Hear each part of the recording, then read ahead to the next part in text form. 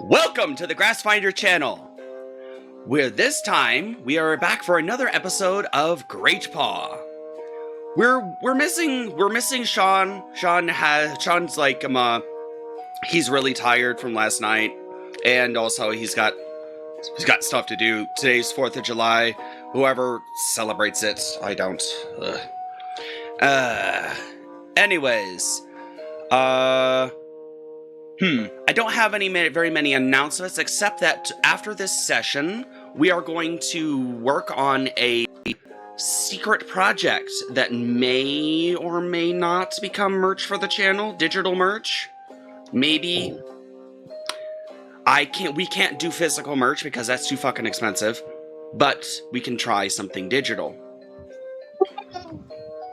We'll keep you posted later when we actually have something, but know that we are working on something. But in any case, let's get on with the actual thing.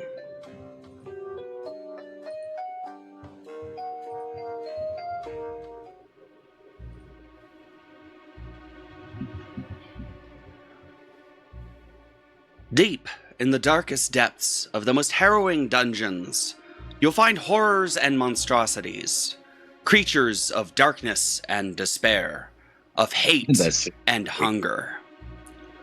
But I would argue that these horrors pale in comparison to what simple greed can manifest if left unchecked and unfettered. These kind of things the storybooks don't write about, and the history books merely detail in cold calculations, years after the last furnace grows cold. The shadows are a comfort compared to that.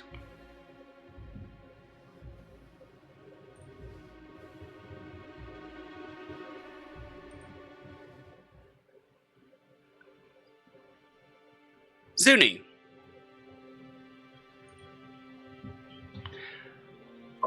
Yep.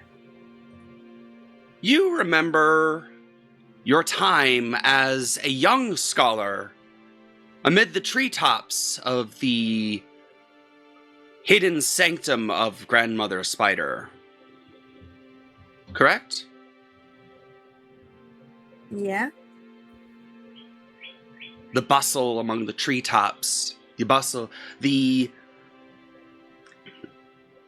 spiders going to and fro, scrolls held on their backs with web.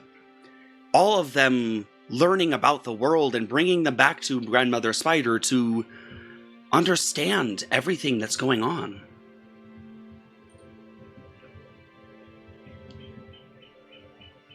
Hey, Zuni! You're gonna be late for class! Yeah. Got distracted. Come on. You see a little bright yellow spider is hanging from the ceiling, poking at you from the ceiling, and she's got the scrolls are barely hanging on to her satchel. Come on, we gotta go. You see she's got kind of glasses on that are kind of just hanging there. These big rimmed glasses. Let's go. I'm coming. She skitters off and you follow. You head into a bit of a classroom. One moment.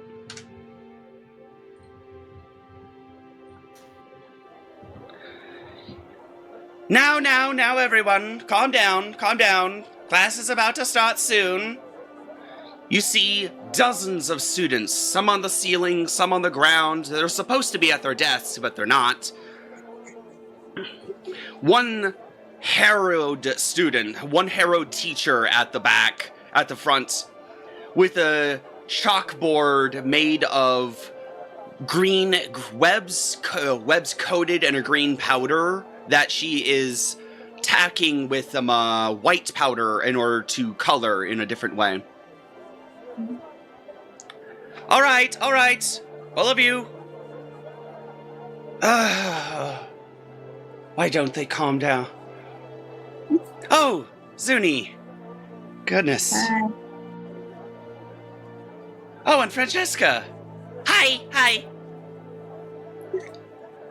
You're the students are rowdy as usual. What do you? You're here. You could get to your seat. Could you help me with getting these students to stop making noise? They're starting to throw a party. Mm-hmm. They're throwing something at the wall. Of course they are. Yeah! Throw it at the wall! They're playing darts with a fellow student. Yeah, that's right. Basically, they're throwing them feet first and having them stick to the webbing on the wall. They've drawn a crude target on the wall. Nice one, guys.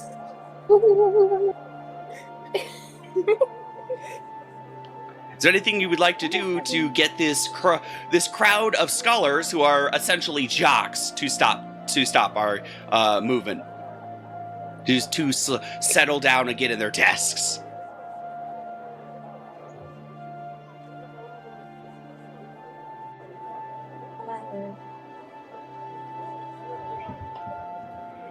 Guess I'll make a.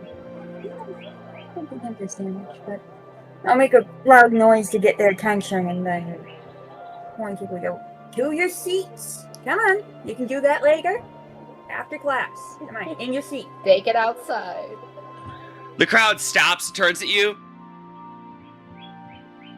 You what?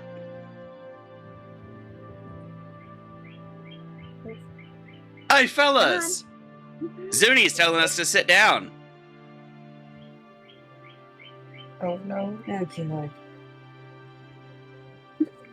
Now, you all need to sit down because class was supposed to start 15 minutes ago. The one on the wall is saying, yeah, I think we should start class.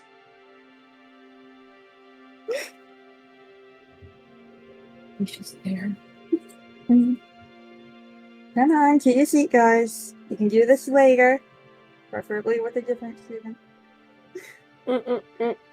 What student would you recommend? No idea, it's not the one they've been using. Yeah, I'm Your own size. kind of stuck here. Help. I'll go help that one down. You climb up the wall and reach the student that's stuck to the wall.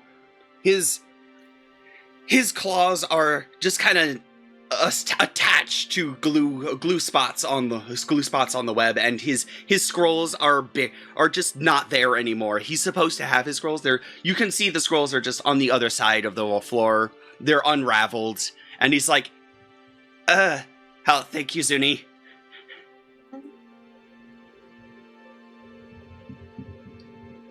You recognize this one as Gerald. Hi, my name's Jared. I never learned how to read. Hey, my name's Gerbert. Sorry, I couldn't help myself. Anyways. I hit you with a vine, so... Burger King foot lettuce. Damn it. Number 15 and someone's foot fungus. Oh, God. Oh. You wanted a clippable moment. That's why I made the marker. It is. So you unclip Gerald, and he kind of just slumps to the ground like, okay. The other students, hey, that's our target. You guys really have to pick that one? None of you wanting to volunteer for that? He's easy to throw. No shit, doesn't mean you should. Roll me a diplomacy check. How should is this one? I know, my diplomacy is a straight roll. Hmm. You can also roll an Anadi lore check. It's probably going to be the better option. Yep. Plus 10 versus straight roll. I think I know which one I'm doing. This only works because you're specifically talking to other spiders. It would be Anadi or spider lore, either one. Mm-hmm. 24. Okay, then. You see the jock in the front. You're not quite sure what his name is. He won't tell you what his name is. And one of them in the back says, "Maybe we should sit down." Yeah, maybe we should sit down. I know, such a magical concept. I want to get to class. Shut up. Then you see another spider come along, walks up to the jock spider. This spider is all black. An extremely beautiful spider. She looks up at this jock spider. He is a full head taller than her. Jacob, sit down. The jock, that you now know as Jacob, just cowers before her. Okay. Okay, Missy. Thank you for the help. Very appreciated. The black spider turns right to you. It's a pleasure. You're Zuni, right? Yeah. Well, don't mind Jacob. He's a bit temperamental. Let's get to class. I know it. The animatronics get a bit quirked up at night. The animatronics get a little bit quirked up at night. Boop, boop. I've noticed. Thank you for the assist. Saucy white boy busting it down. No. I will note that your diplomacy check actually did help calm everything down. Aha. But it was 1 point short of immediately dissolving the encounter. Makes It was sense. 1 point short of a crit success, basically. Mm. They all finally sit down, and the teacher, shaky and wearing almost like bottle glasses, just like Francesca, sits there, and you see Francesca goes, "Oh, hi, Mom." You see she starts teaching the class, and it is history of rodents, actually.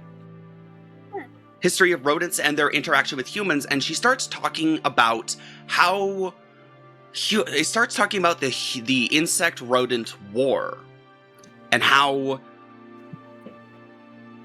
it started a schism in the insect culture between the insects that wanted to respect the rodents' right to sovereignty and the insects that wanted to eradicate rodents from society.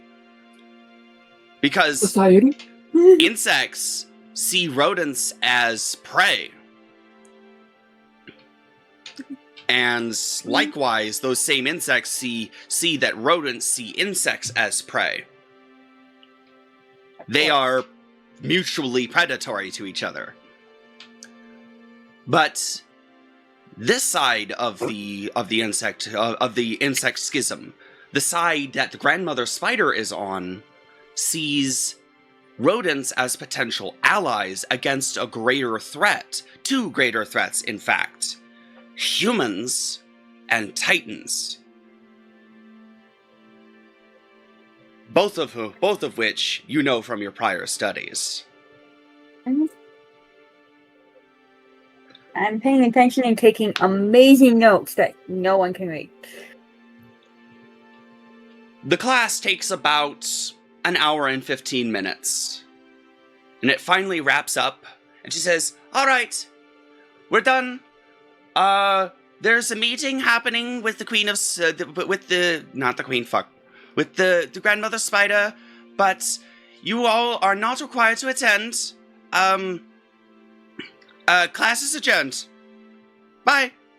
See you next week. The other spiders just skitter off. Most of them kind of disrespect their desks. They just scoot them off to the side and leave. Francesca goes, "Oh, I'm gonna go to the treetop later and look at the stars. I've started mapping them out. Yeah, you want to see them later? Yeah. Later? Yeah, later. We'll meet up and look at them. Okay. Oh. Also, I learned a cool trick. She brings up her 2 front claws and she waves her hands in a circle and flicks them forward, and a light appears in between her claws. It's a cantrip. I learned a cantrip. Yay! Even better. Keep going. She waves her hand, and the light flickers out like a fluorescent light. Ah, damn. It was supposed to move. Okay. I'll see you later. See you later. She skitters off.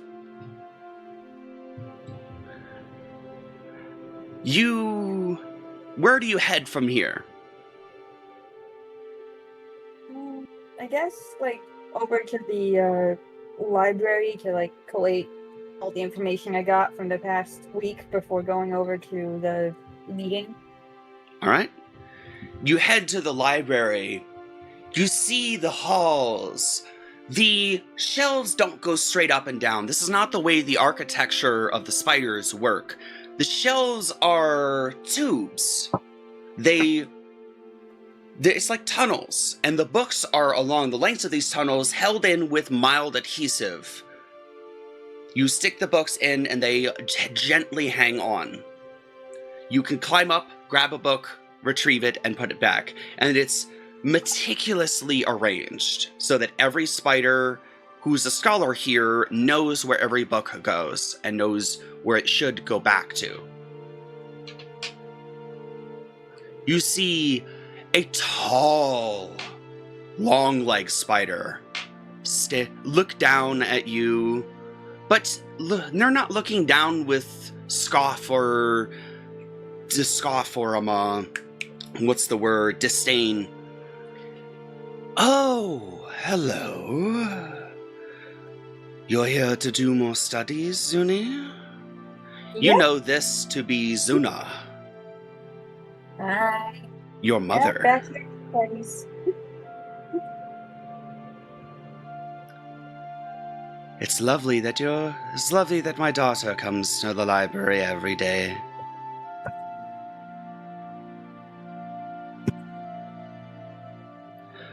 It's one of my favorite places to be. She leans down, brings her claws down, and hugs you.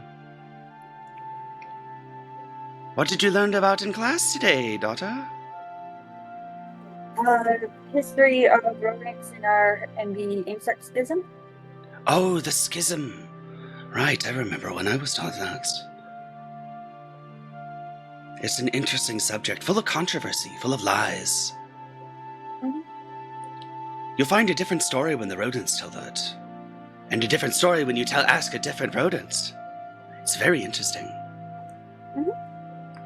I recommend checking both the history books of our kind, the kind of the other side of the schism, and the history books of the Radanak City Council, which are on loan. You'll gain an interesting perspective from all 3. Sounds good. So I'll do that today.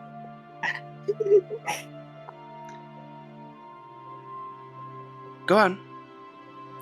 She returns to her studies. She is reading an extraordinarily massive tome. She's reading a human-sized book.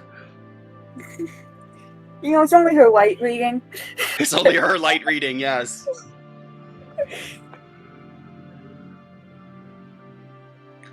You move along these hallways, and the hallways seem to never end. anyone who isn't a scholar of these libraries would get lost here, but you and the other people here, you know where you're going. You've always known. It's almost instinct at this point. You find the books you're looking for, and you bring them to a study room in the center. And you read more about the schism, and to your heart's content.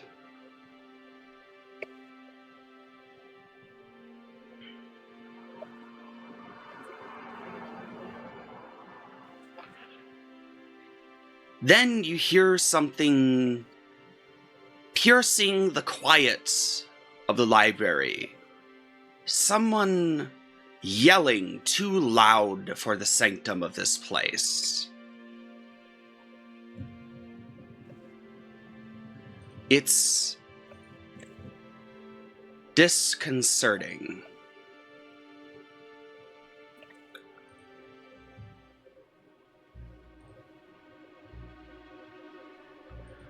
I told you, I demand answers!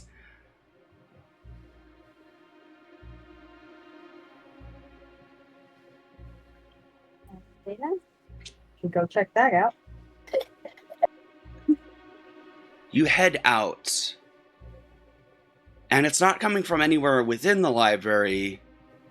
It's coming from outside it. It's coming from the meeting.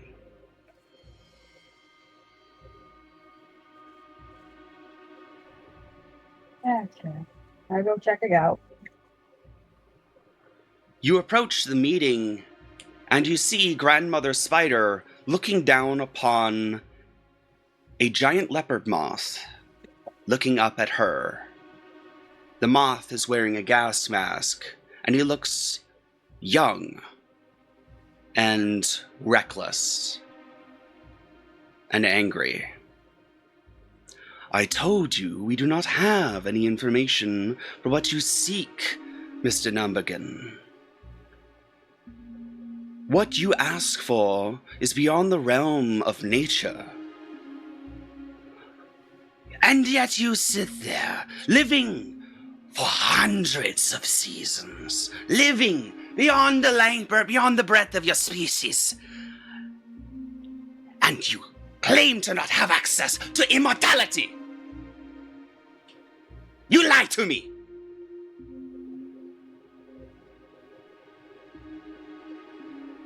I demand answers.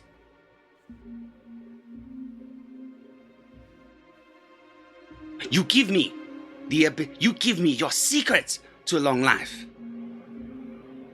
Now.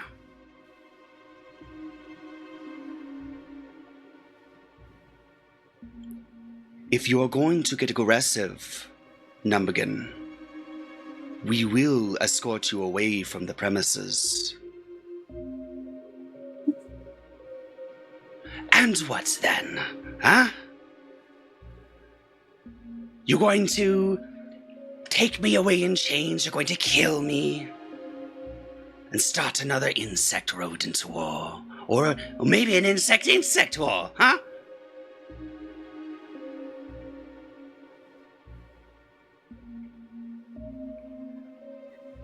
There is no possible way that you would be the result, you would cause another war, Grieg.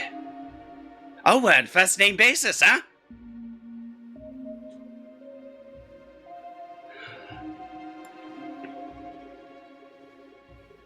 Calm yourself. If you do not want to be excommunicated from your own people by way of a message to the Queen, to the King, then we will be speaking politely.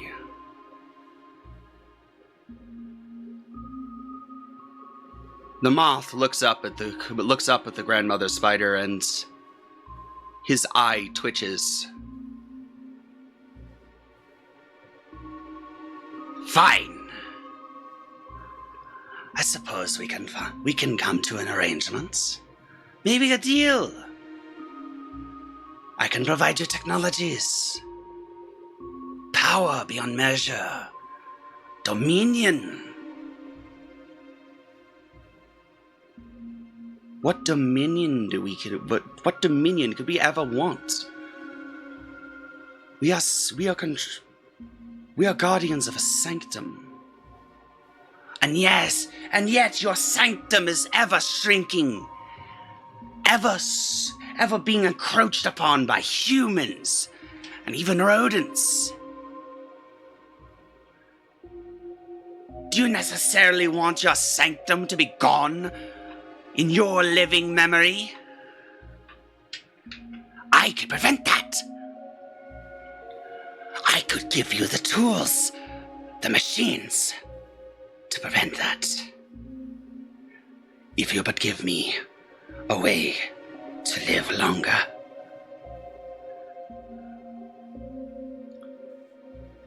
We do not have what you seek.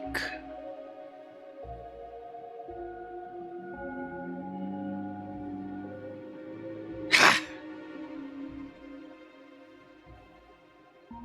Fine. Have it your way. He turns away and heads in your direction, Zuni, as he's leaving the meeting.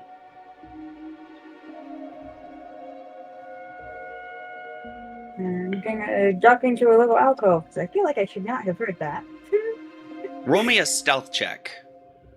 How shit's myself again? Probably okay. +7, okay, I'm not good. Are you gonna work? Okay. It was just weird. 23. I've become a leaf.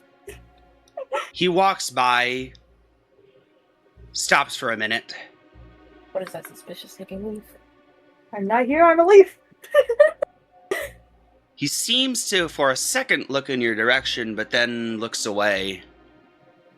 You see in his eyes, you see something. His left eye is mechanical. It looks around and darts in odd directions, looking for some kind of magic.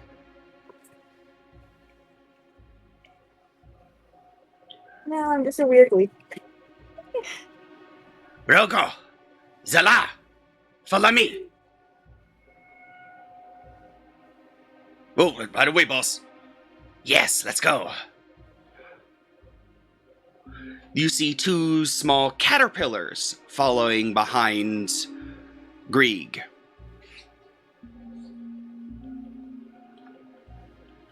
They're not going to be important later? No idea.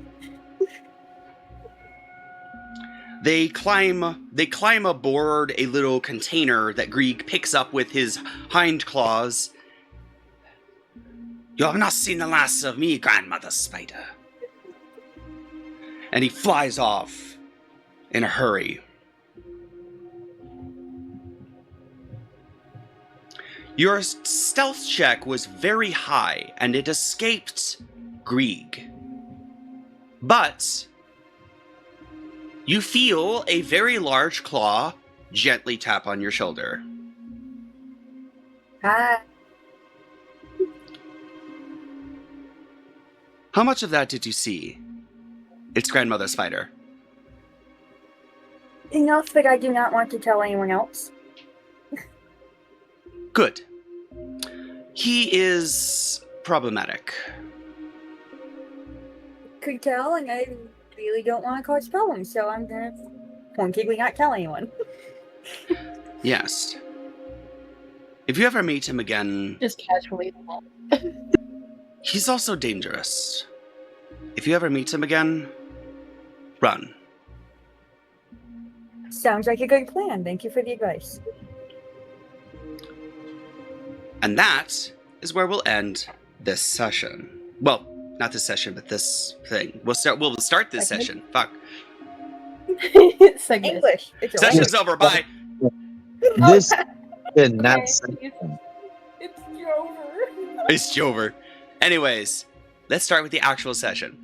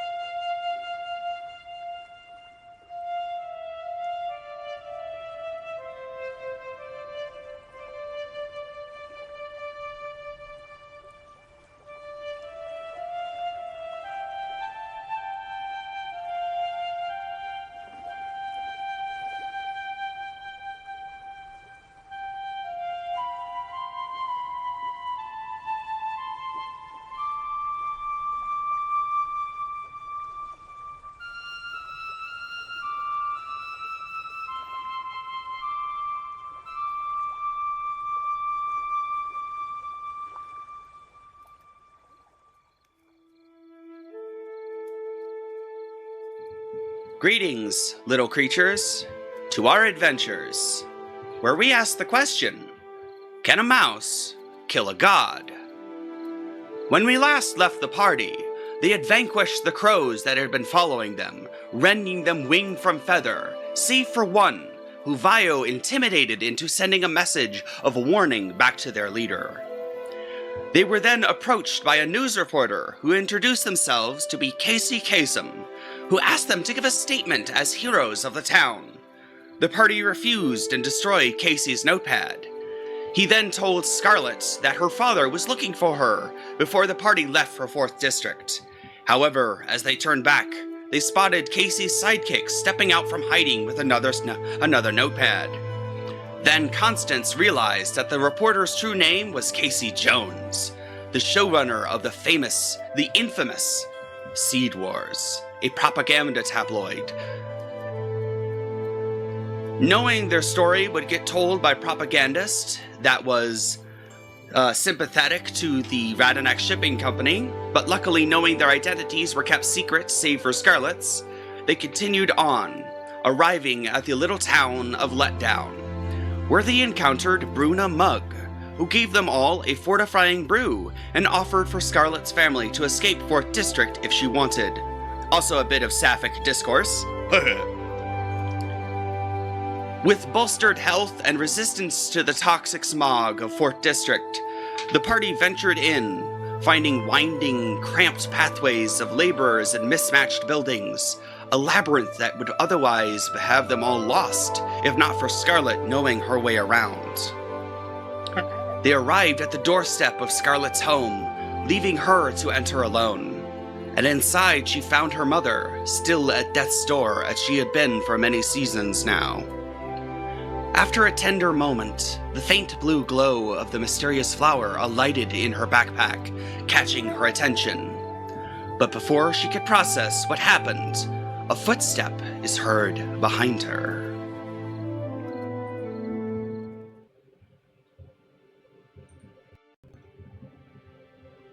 Scarlet? Oh. Is that you? Yes, it is. Your father rushes up to you and gives you a hug. Oh my god! Oh. I thought you were missing.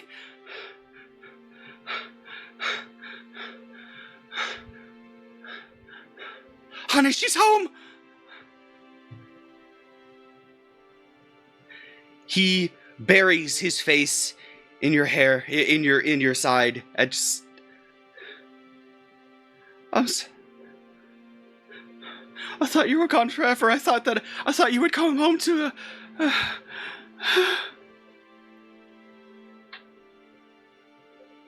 The anxiety runs in the family. Passed around like a family heirloom. Where were you?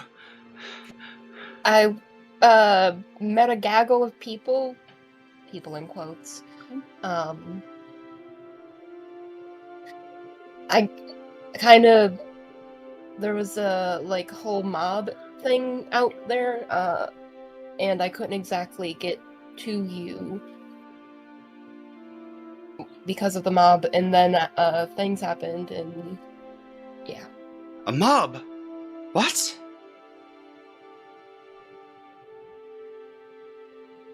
Was it the riots? Yeah. I heard about that. At first, you were there? Yes, but I promise I had nothing to do with it. I wonder if I should have you roll a deception check. You know what? I'm gonna have you roll a deception check with a fortune effect because he's so emotionally he's so emotionally charged right now. Okay. I imagine these keepers. Sure, it can't be diplomacy. You can try diplomacy. I know. It's deception, unfortunately. It's deception. You're trying to lie to your father. What if I actually believe that? You don't know.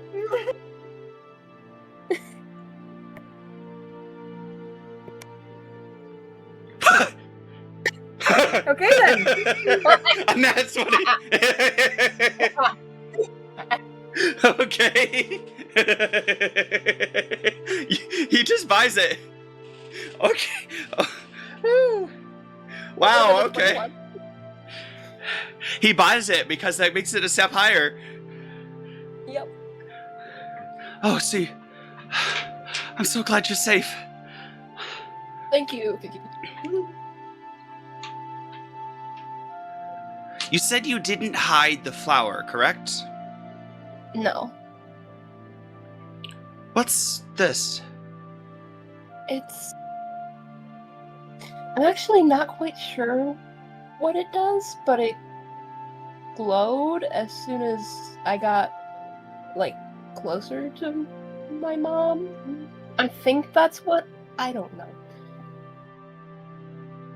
Huh. He's going to roll his own Arcana check. He wants higher than a 10. I'm going to roll it in front of right here. 8. Wow. He doesn't know what's going on. It's a flower. Mm-hmm. You may roll your own Arcana check. Yep, I was just about to... Or it's not great, but nature. it could... Nature is better.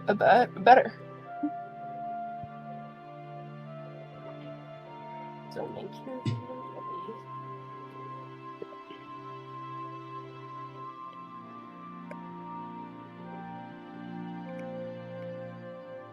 It's 24.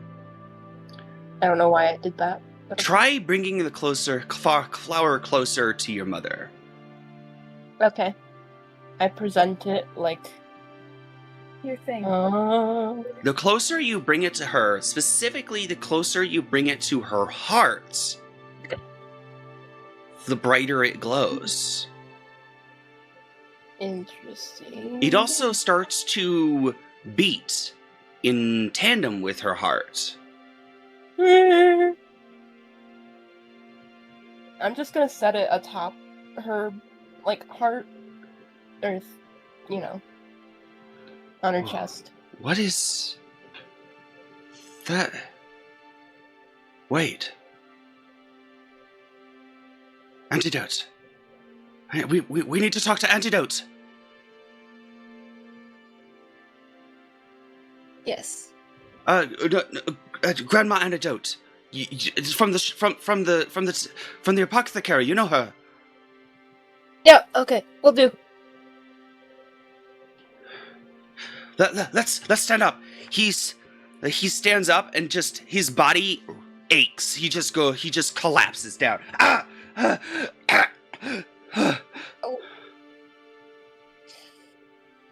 You may roll a medicine check on him now.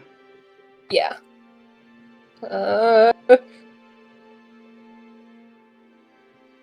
However, since you already know a good chunk of what's happening, you may do it at advantage. Well, fortune effect. Because it was weird, I'm gonna roll one and then roll the other because it doesn't want to cooperate.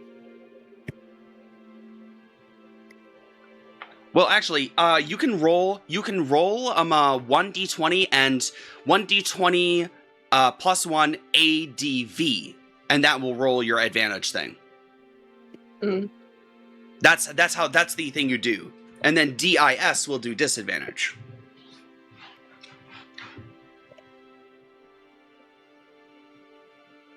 $13. You have hero points. I guess I'll use one. This seems like an appropriate spot to use one. Oh. This does not allow you to re-roll the advantage though. The thing. Just another one on top. Wow. Wow. Fuck me, I guess.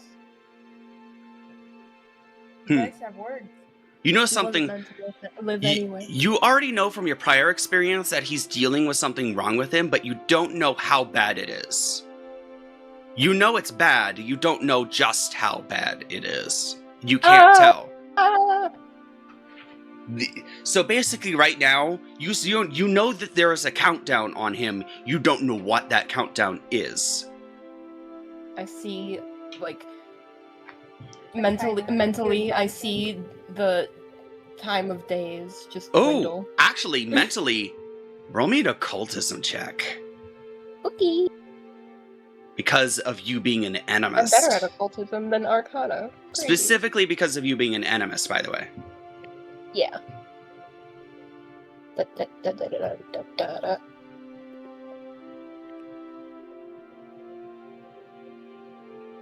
Occultism. Why didn't I get that before? 27. The dice have words. 19 on the die, 27. The goal was simply a 17. No, That's a crit success.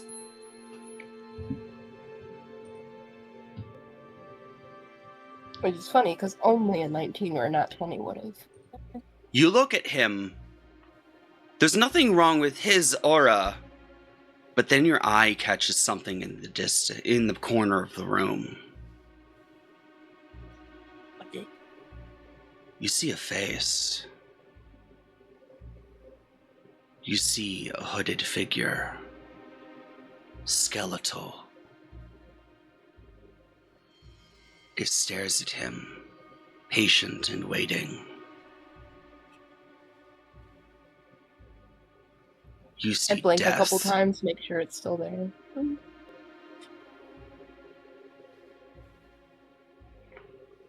Its hand isn't quite reaching for him yet, but it's starting to reach for him. Is that the Grim Reaper? From your understanding, yes. You've heard stories of this. From now on, if you roll high enough, you'll be able to see the Grim Reaper around those who are dying. And yes, I stole this idea from another story. Oh no, it just... Sorry, I'm over here having a maniacal laugh going, yes, roll high enough and your dad won't die. The skeletal figure... I want you to roll me a stealth check, and you may use occultism for your stealth check. Oh, okay. Gives me a slightly higher.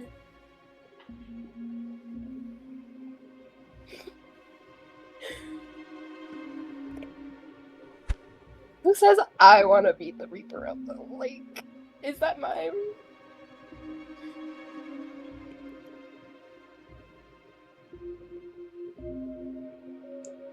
Dirty 20. Unfortunately, that's not high enough. Yeah, that's fine. Because... You see the Reaper looking intently at your father. It has no eyes, but then... the head snaps to you. Hi? Its other hand goes to its bony jaws and holds it up as if to tell you to be quiet. I give it a thumbs up.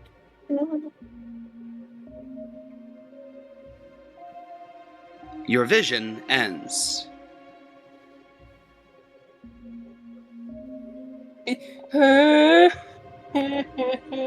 Guys! I'm seeing shit again. Is that not normal? Did your father notice anything about you? Does your father notice you seeing this?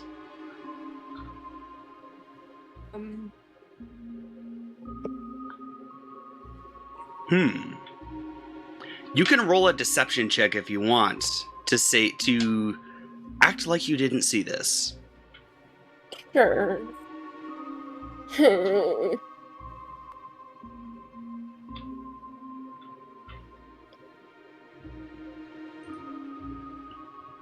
Nope. I'm crying. I rolled an 8. Yeah, I don't. that's a have enough crit numbers fail. to that. That's a crit fail. Your father looks at you and he sees your eyes look in the distance and he sees you start crying. He looks over into the corner. He doesn't see anything. Scarlet, what are you looking at? Don't worry about it. Everything will turn out how it's meant to, I'm sure. Change it again. He looks at your eyes. He looks at your mother for a moment. Sees the same look in her eyes and I went too into character again. Your mother told me about this. Are you seeing ghosts? Yeah, we'll say that. Wait, am I supposed to? Yeah, you could say that. Your mother had that. Your mother had that. She told me about it. I didn't believe her. And yet, she did. I Sorry, but it took you this long to believe her? Okay. It takes me a lot. I regretfully so, yes. We still need to talk to, Grandmother Antidote.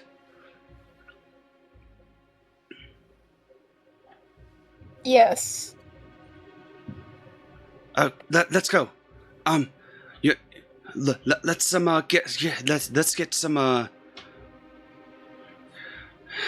let's get your mother some soup first. Yeah.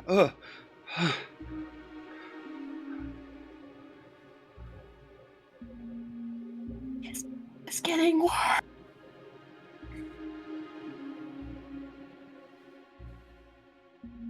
He stands up shakily and goes to the corner and he goes to the kitchen and prepares some herbal soup for your mother. Wait, Dad, sit down. Let me do that. Oh, okay. Enjoy relaxing for once.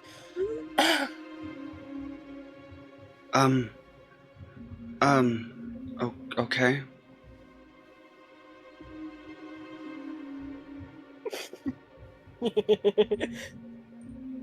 Sorry. The devious plot laughter. You go to prepare the soup. You can roll a crafting or nature check for that. Okay.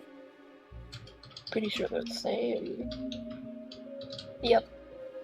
Housing's crafting.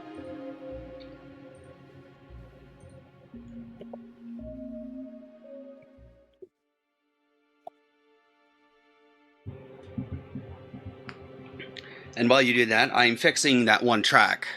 Ooh, 24, not bad.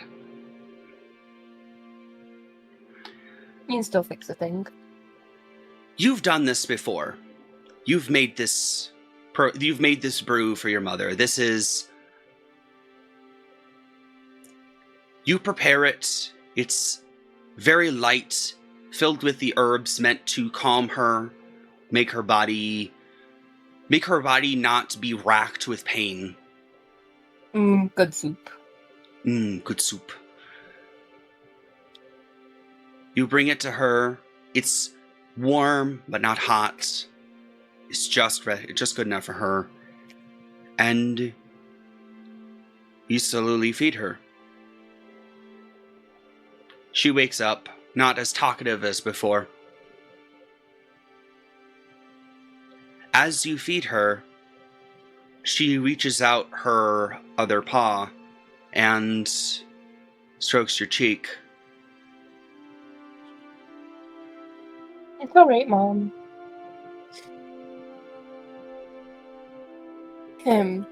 She I'm smiles. getting my secret trauma. The soup seems to make her feel better. Doesn't cure her, but makes it hurt less.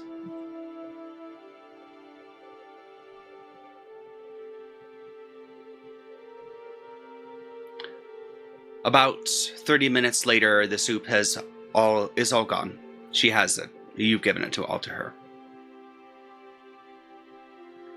You stand up, put the bowl back in the sink, and your father accompanies you outside. Okay, we need to get to the apothecary. Yep, let's go. Hopefully this music works. Ah, god damn it, the song's broken. Fuck. No, you just hate it when your song breaks on you. I'll fix that later. This defect brought to you by Grassfinder Entertainment at YouTube. It's brought by Kenku FM. I don't know why it's messed up.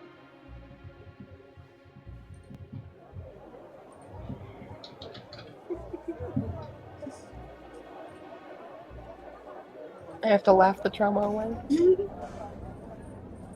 You walk along the edges of the town, and you meet the rest of the party. Just outside your house. Hi, guys. They were not privy to any of this trauma inside. And none of them saw the devil inside. Or death, at least. Yeah, but I'm not hiding the fact that I am emotional. Yes, you all see Scarlet crying a little bit. Or a lot, depending on what you want. We'll say a little.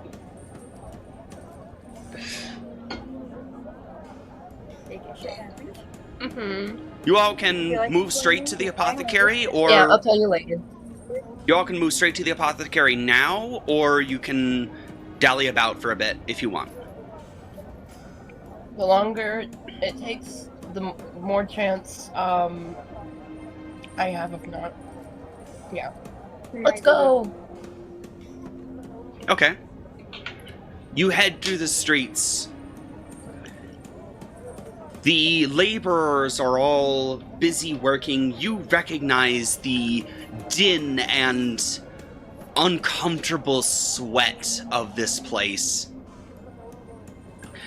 There are always, at all times, someone working on something, and if it weren't for the fact that this place is a horrid stench pot of smog and sweat and garbage, it would be like a tinkerer's town, except for the fact that everyone's making furniture and tablecloths and tchotchkes, and this is literally a town that is a sweatshop.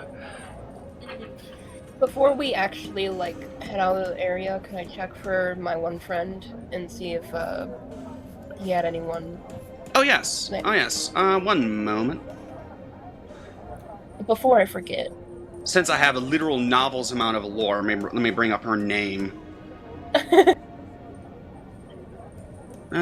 You continue. You continue. Let me just find her. Where the fuck did she go?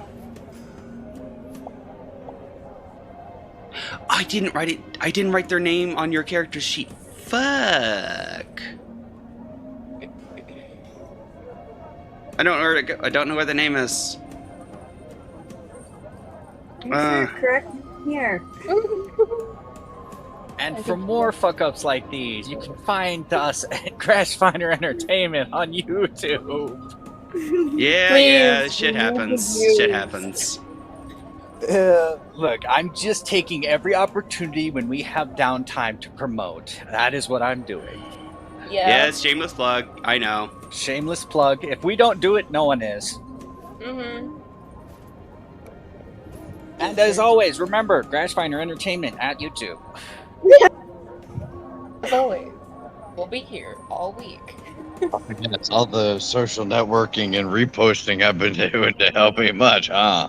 Yes, coming at you every other week with Grassfinder and Frontier. Or, I'm sorry, not Grassfinder, Great Paw.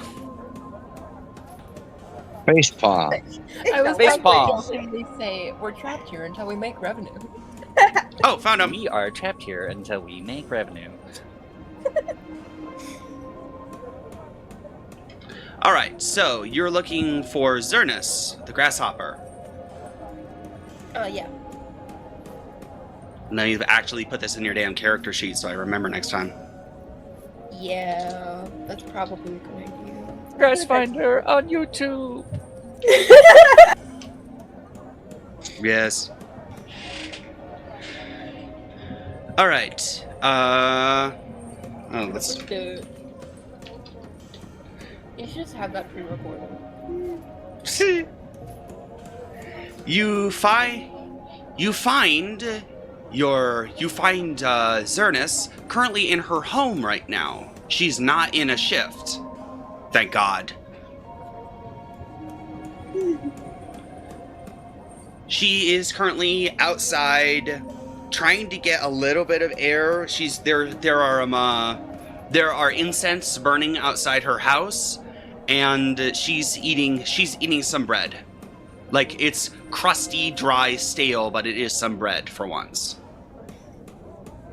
She's just like, she's holding it in her two front claws, and she's like, just crunching bits off of it. Oh, hi, Scarlet!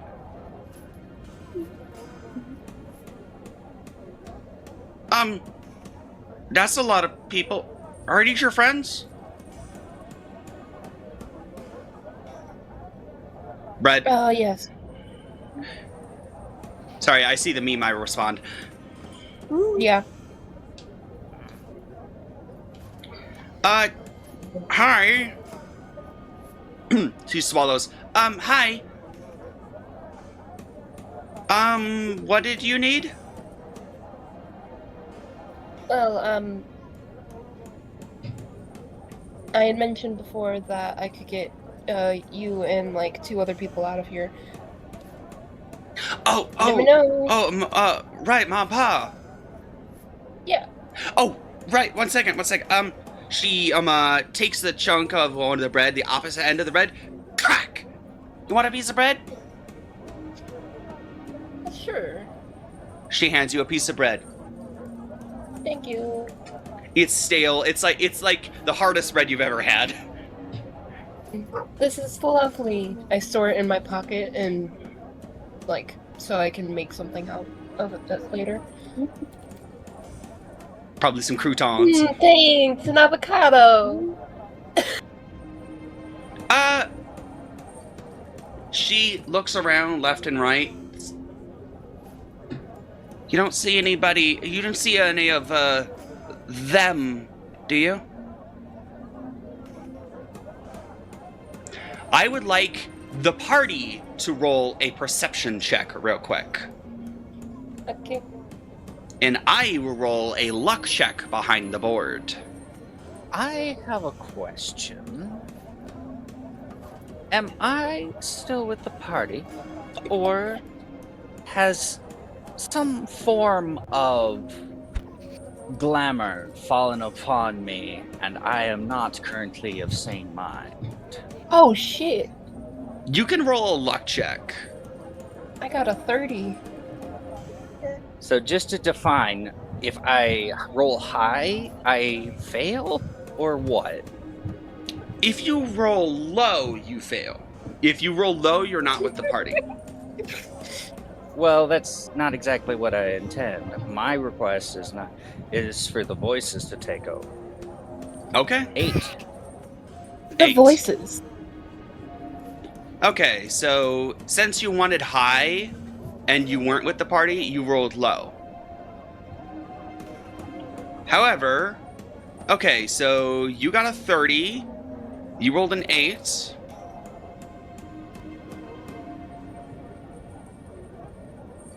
Anyone else rolling?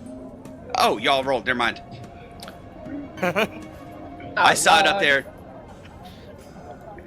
Right. 2630.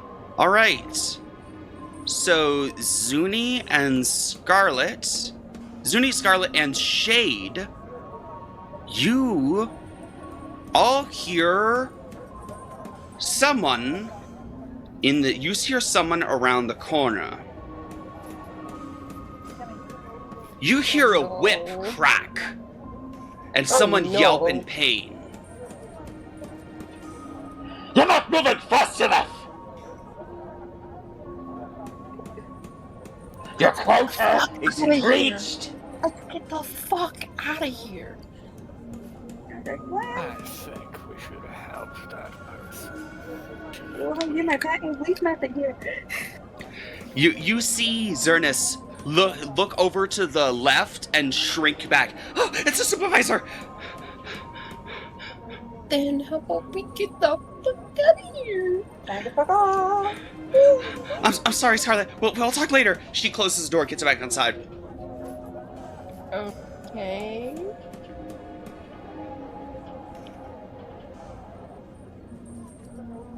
You see someone fall onto the ground from one of the corners of the buildings. They've got a gash on their back. Can I go and try to quickly help them? As you go that way, you see a boot land on the gash. Why aren't you moving? Help. Would it be too rash of a decision? If I said the sudden charge? You're Honestly, looking at if you do it, I was already kind of thinking it. You're looking at, unfortunately, a squirrel looking down at this poor vole on the ground. I don't give a fuck. I'm gonna kill him. Okay, so sudden charge. He's got a whip in his hand. Or at the very least, I'll heal the people who kill him. The better question is, should we? It's like 4 or 5 people in one. You think they'd learn if you have an injured workforce? They can't. Size matching. He's large. You're large. When you go rage, you're huge. Yeah. Honestly, I think we'll win. Okay, so we will, the guy. Is that what we decided? Yes. Do it, please. The thing is, do you want to do this quietly? Quietly feels like a good idea. Yeah. Aren't they Okay, already in like you a see- side Who alleyway? knows? As you are all debating this, he is busy grinding he's grinding into the cut, and the person beneath him is groaning in If you're pain. gonna do it now. I lean over to the ones okay. who want to run up and smash and go ahead. Try not to draw Okay. attention. Good luck. I'll keep you alive. Does anyone have the silence Yeah. spell? Mm-mm. No? I don't think so. Ancient Dark Lord word. Silent spell Focus works on points. silent spell works on a person a willing target. Okay. The How far question away? is- How far away? They're about 40. They're about 40 inches away. I don't. Important question. Can I invoke the rule of cool for something? Okay. For additional cruelty, I would want to smack them in the face with a versatile file. That would be an additional. That would be an athletics check. I'm sorry to before you do it, I want to do forbidding ward on you. Does it They do- roll in athletics against his DC. His Right. reflex DC. I wonder what my athletic. Oh, plus 10. Okay, yeah. What's But- your reflex I do that bonus? usually, However, who wants to go? There are two people who want to go. There's Trevere and Gavier. So I want you both to roll initiative to see who goes first. Okay. Initiative was... I will point out, Sam, you should probably give them a free round and then roll initiative. No, I'm seeing who among these two gets to go first. What was the initiative again? Perception? Yeah, Or- perception. Perception. Yeah, that's a... Okay, so Gray got an 18. Who goes first? Oh, I also wanted 16. to do something to help, but Gray gets it.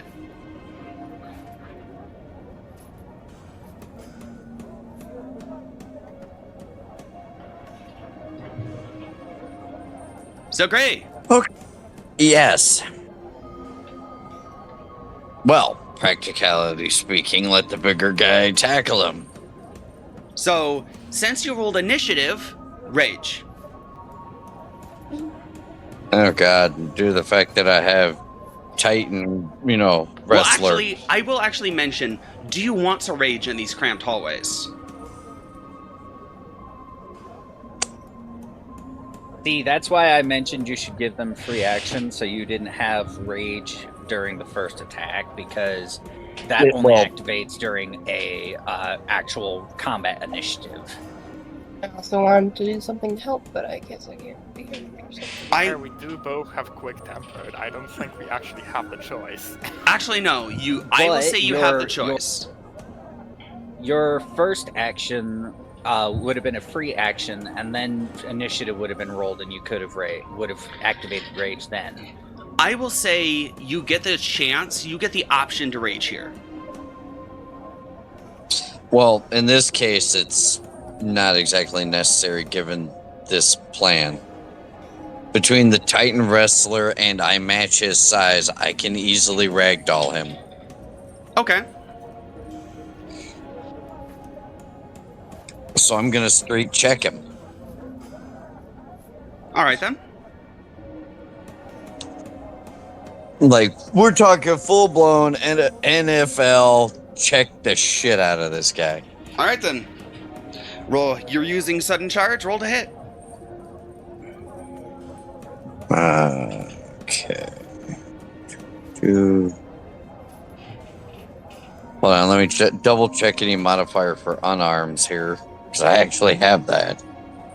I believe. Let's see.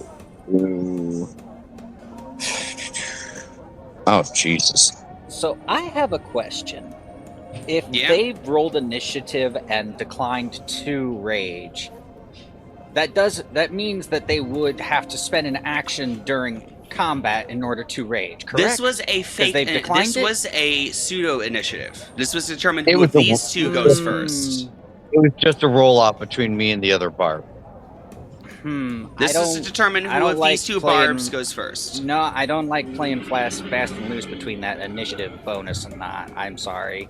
I like playing have a fast little and bit loose, to though. say with it. Okay. But, anywho. 11. You have hero points. On this bullshit? If you don't kill him, he screams. I thought there was a follow-up plan from the other barb.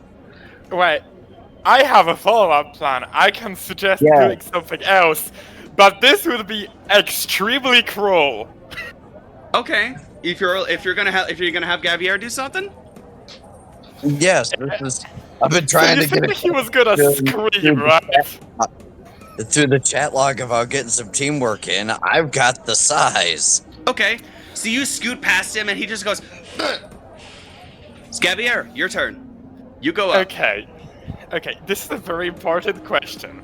Seeing that you said he was gonna scream, I would want to suggest. I want to ask about doing something much worse than slamming a vial of acid against someone's face. And that is, I want to try to tackle them and pour the acid down their throat. You will have to rip the face mask off of him before you can do that. Okay. And would you please kindly remember that acid can be hazardous to the companion right there with you. You Yeah, that's also, why I'm it would be just- hazardous. Also, it would be hazardous to the person below him, I'm assuming. to the victim below him. So be careful. But you would also have to remove the mask off his face in order to do that. So that would be an additional athletics check to do that. So it would be 2 back-to-back Okay. athletics checks. Okay, so I'll try. that would be what? Tackle them and then do the thing with the face mask, right? Yeah. Pull Wait, off. couldn't I pour just in. pour it? Wait, what kind of face masks is it? Is it like a? It's a gas mask, and from your perception, Okay. that is a valuable gas mask. Okay. I was gonna ask because if it was like a cloth face mask, I would just completely ignore it and pour acid on top of it. It looks like something you wear to get rid of to get out of toxic materials. Okay. Okay, well then, I'll try to tackle them. That's gonna be what? I mean, grapple if we're being, you know. Yeah, That's 20. 24. you got him. Okay, so now it's the face mask thing. Yes, it's the face mask thing. Phew. Well, you know what they say.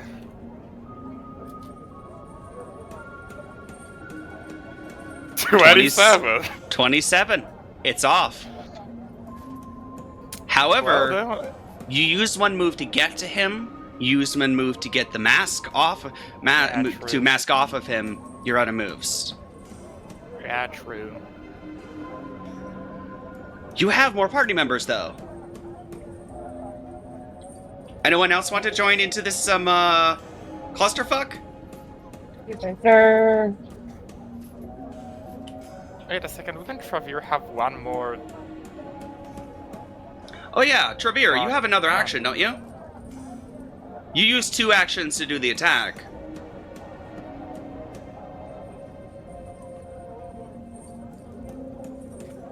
Travir, are you there? Ah, bugger. Sorry, muted. You have one more action. You can Yes, take I that, do have You one can take that vial and put it in his mouth. Mm. I will let that happen because that's cool.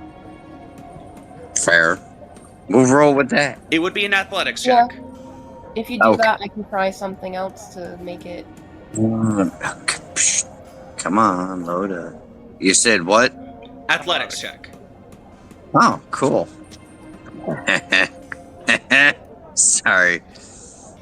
I just remembered that the athletics has a bonus if we use the pry bar, and I'm sitting here going, yes, threaten him with a crowbar.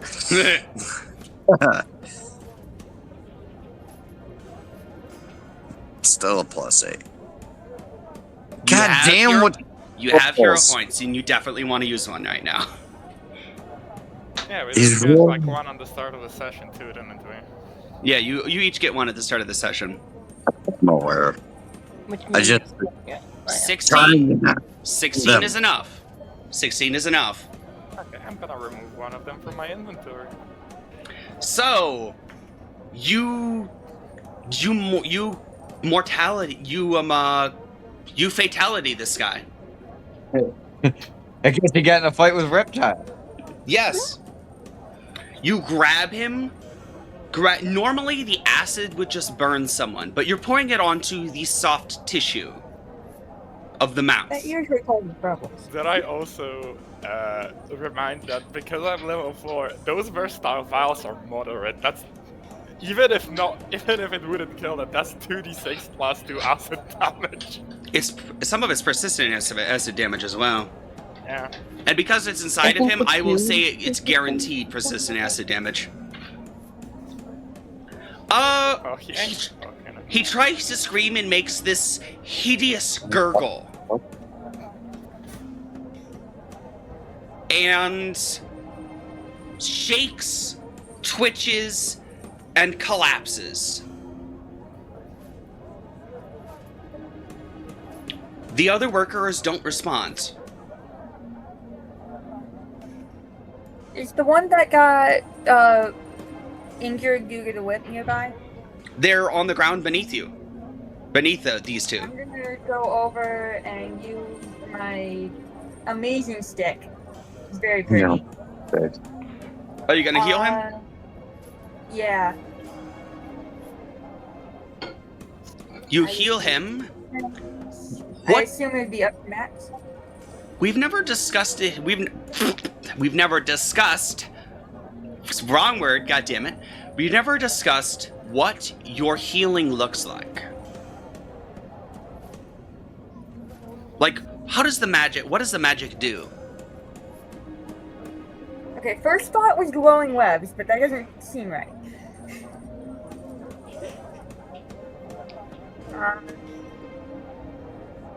Barbarian stealth. Oh my god. Yes. I guess pale glow. I mean, technically divine magic. Pale glow with some like web motif involved. So webs extend off the end of the staff, land on the skin of this scar on the back of this vole, and they begin to slide into the skin like a thread with needle and start slowly pulling the skin together gently and carefully and becoming the skin. It just creates new skin and stitches it back together.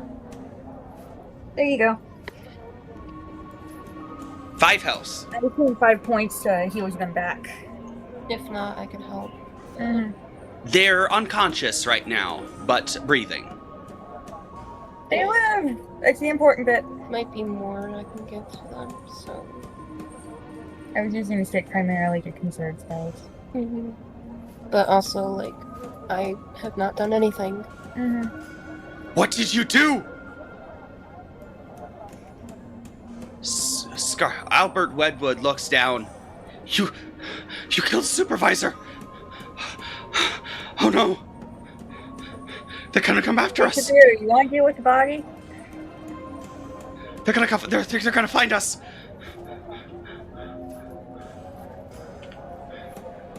Rather do that than stand by and just watch someone get whipped. Scarlet. Someone's gonna have seen us. Hey, listen. And Can make this look like an they accident. could die trying too. An accident? Am I? Do you don't care am I if it's an hearing- accident?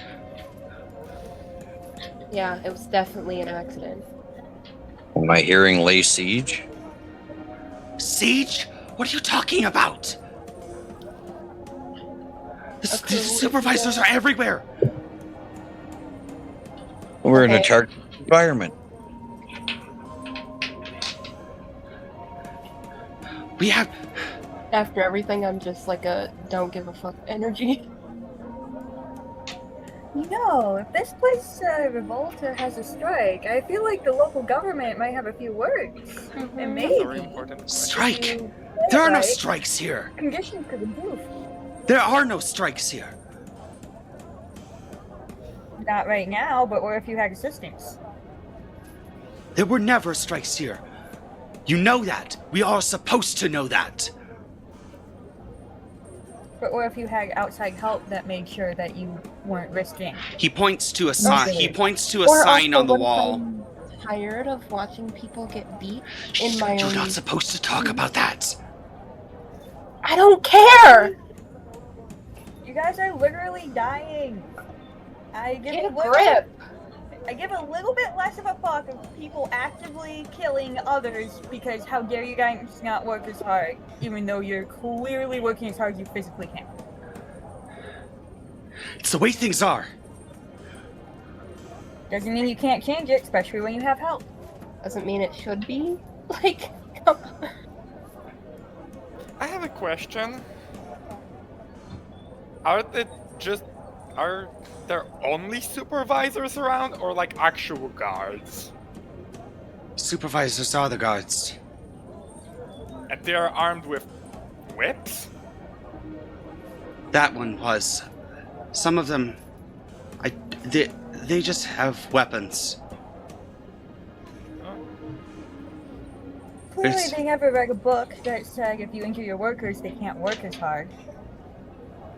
You know, I'm liking these supervisors less and less. Mm-hmm. No one likes them.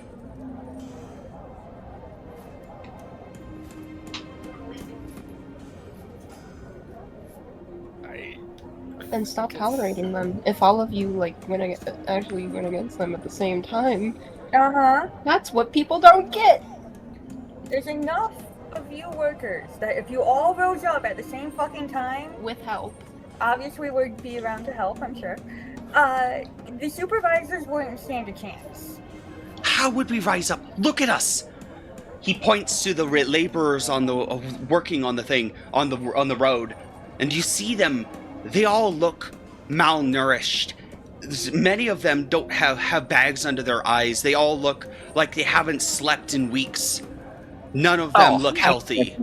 Could take you somewhere, feed you a bunch, train you, and bring you back in like a few months. We can't You know, leave. Noticed. We could just do it even easier. There's one word answer for it. Justice. Bomb? We could kill them ourselves. Destroy the homes we have? What little we have? Don't you guys have, like, blow all up. I was tools just that talking you about use for your job? They're typically pointy sticks. You don't have to be very strong to use a pointy stick. We can't talk about this out here. We can't talk about this out here. Also, going to go anyway if you stay here and let this continue. Scarlet, stop! We can't talk about this out here. Not out here. We'll reconvene in a building.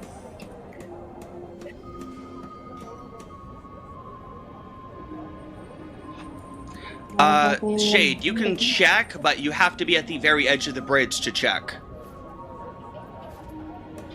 But right now, you're not at the edge of the bridge. Fair enough. Well, actually, you'd have to be at one of the gratings, but right now, you're not at a grating. Can I ask how thick is the bridge? The bridge is about... Well, it depends. You're currently on the underside of the bridge. The distance between this part of the bridge and the edge, the void that goes down to the lake below, the floor you're sitting on is approximately half a foot thick, an actual human measurement foot. The distance from the ceiling to the up, it goes several feet. And the distance thick of the bridge is a couple dozen feet. Okay, so a pretty... It's a big bridge. This is essentially a borrowed from Mackinac Bridge.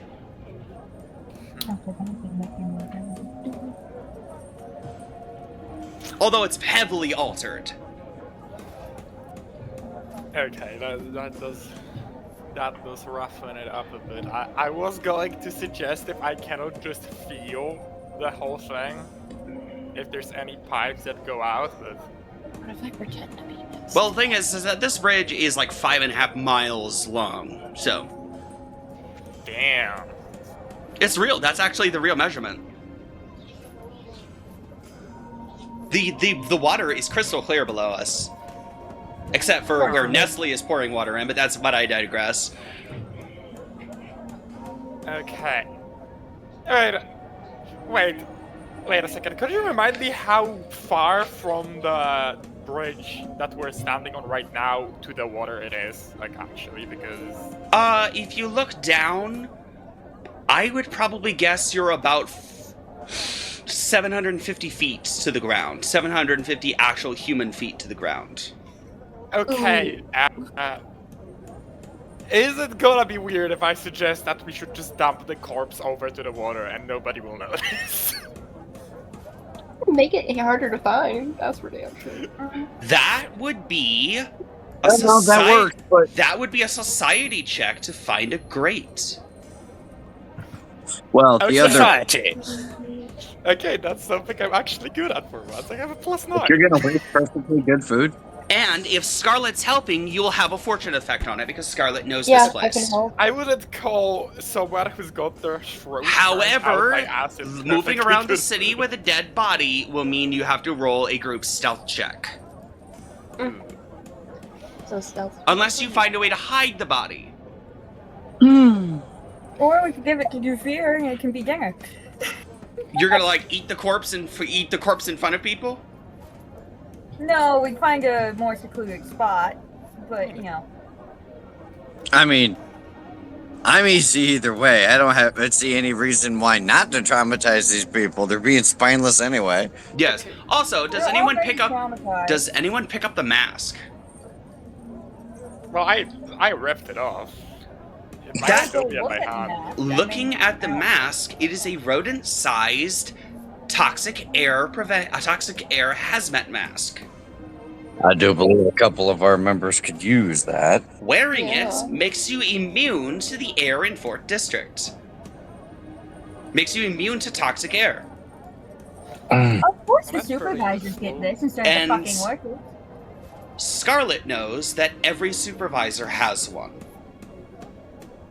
We have to. We have to. So who's up for starting a crew? We have to. Vigilant Who's starting a justice. Would you like to give me a couple of minutes with maybe a foundry before we try to start another fight? Yeah, that's fair. I'm not opposed to Wang. I'm just suggesting why don't we start one? I We can will. make it like prep before doing a coup. Like, I'll remind you as the player, we've got iron. We can make some weapons for this. Okay, can I do that quick society check to look for a grate?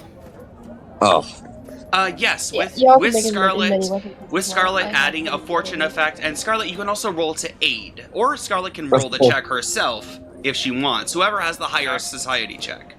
I have Oh, plus okay. 8, Mountain is Fucking plus could 9. carry Okay, on yeah. a shelf a stake down the drain. So I have one more.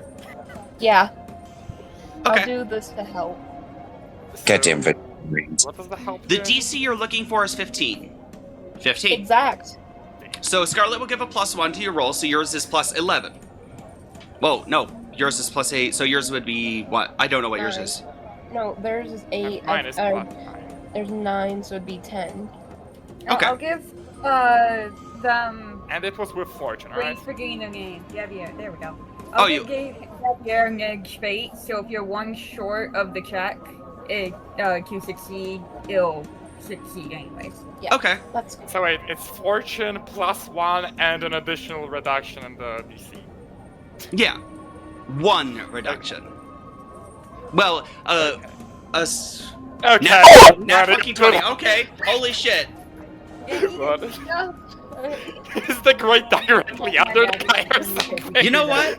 Because Trevere wants to eat some of this body, I'm going to say that Trevere can have chunks of the body, and you can throw the clothes away down the drain. Yep. That works. Because of that nat 20, you get both.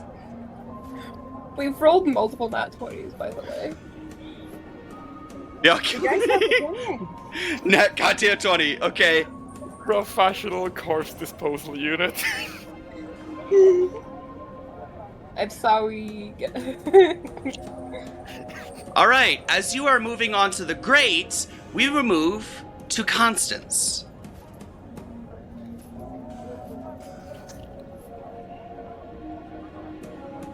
Constance, where are you in this horrid city? Are you with the party? I think, if you'll allow it, between docking here and coming to the death of the foreman, somewhere along the lines, Constance has been hit with some sort of glamour. What he sees is not what he sees. So he's been led off on a different trail by this imagination. if that's okay.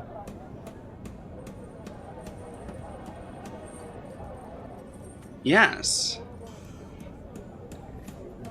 As you're walking through the city, you see the people. I would like you to roll me an occultism check. Oh, I have a +0 on occultism. Yes.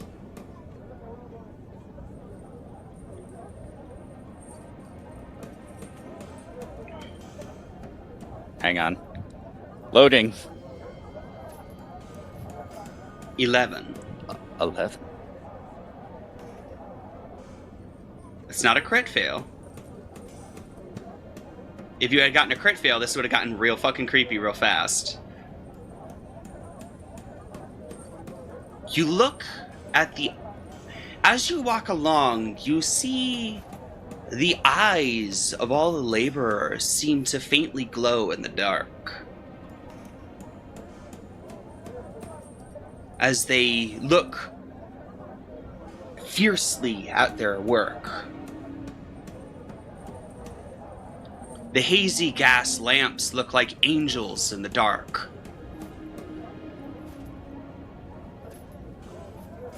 It's almost like a choir. Rhythm. And with that choir, Constance is going to start singing a soft hymn that he used to sing to his daughter. I believe Aisha is her name. As you sing it, you see a very young rat girl standing in the far distance, glowing in the dark. She's wearing a flower dress. You know this is Aisha.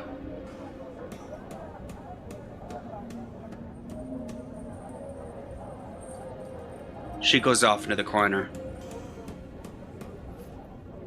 I run after her. I don't care what's in front of me. All that matters is she's there. You run past her, your feet stepping over and through laborers left and right. You see the tail, you see her feet walking, running past these people, passing through signs, passing through people. You hear laughter, childlike laughter in the air. The air smells sweet. It smells like summer. At this moment, he's running with tears streaming down his face, carrying the small little mouse figurine, the one that he didn't burn in his fit of rage. Please, come back. I'm sorry. She stops and turns around.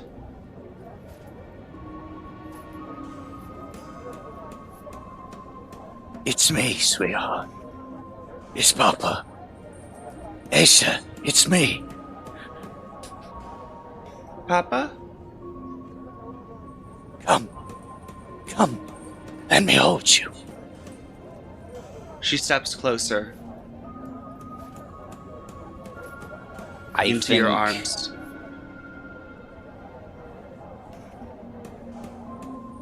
if I'm allowed creative freedom here, Okay.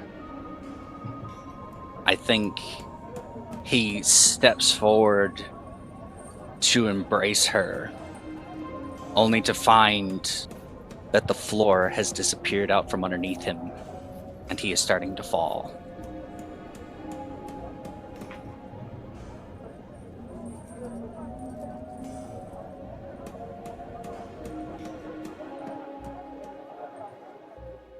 Down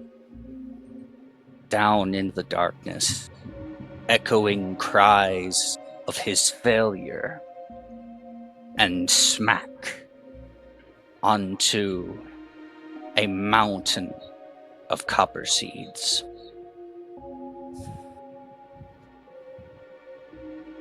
You see Rodney looking away from you, staring up at a giant.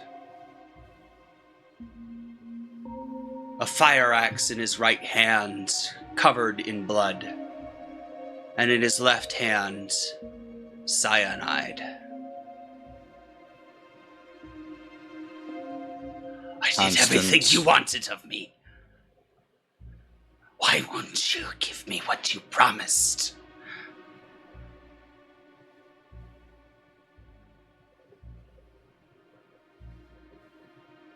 He sits down. He begins packing a pipe. And as the molten copper begins to ignite around him, he lights the pipe and continues watching the scene unfold in front of him. The giant leans down. It's a human with a skeletal face. Its bony hand points at Rodney and then points at you. Rodney turns around. His eyes have been ripped out of his head.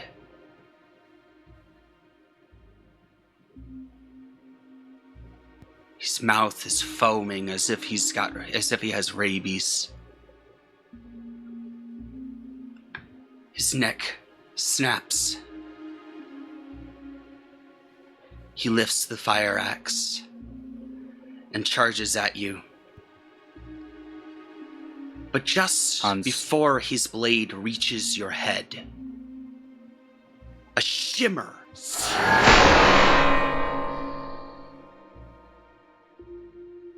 and your daughter is in between you and him, now a grown woman.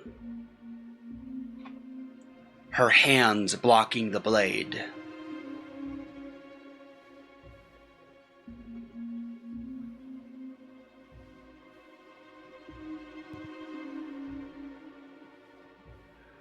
Her hand closes around the blade of the axe, and it freezes solid before crumbling into ice.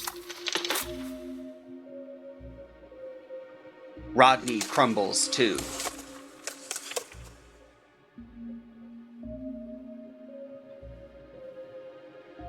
As this effigy of my daughter stands in defense of my person, Constance laughs at the irony of this situation. And with the molten copper seeping ever closer, he just lays down and slowly thinks into the molten copper.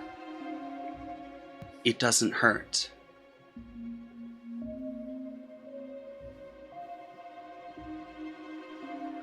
Your daughter turns around, becomes a little girl again.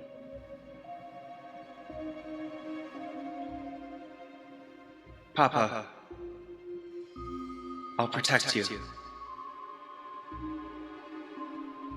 No. No, you won't. Because I'm the one that's supposed to protect you.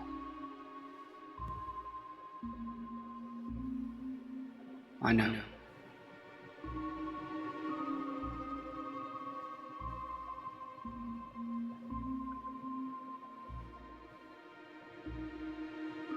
We all mess up sometimes.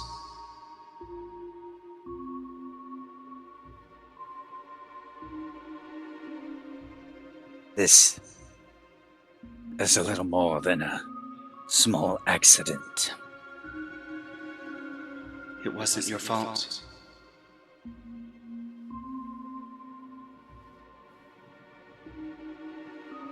If not mine, then whose? You see a trail of cyanide come from her lips. Rodney. And then I promise you, on your grave, I'm going to kill that rodent. And I'm going to bury him upside down.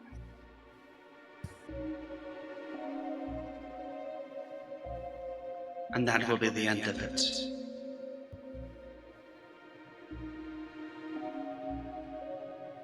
Will it? Promise me this, Papa. That will be the end of it.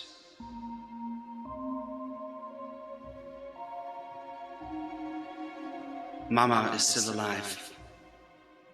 He has her.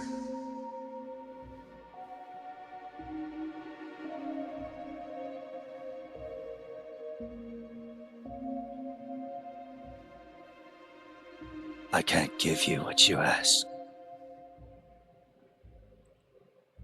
I know you can.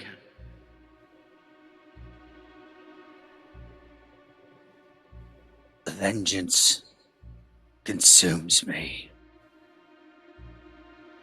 And until he's dead and in the ground, and I am standing over his corpse, I will never know peace.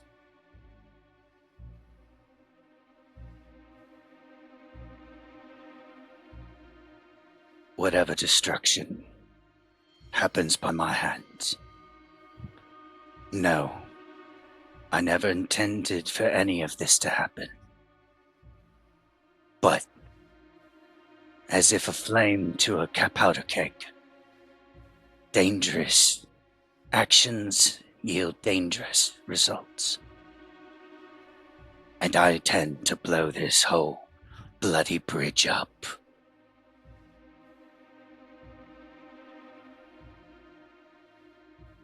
Remember your friends. Remember who loves you.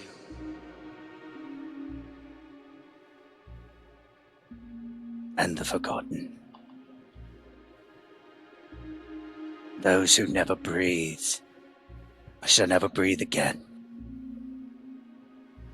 Those who had more of my heart than my own chest, and he ripped it out.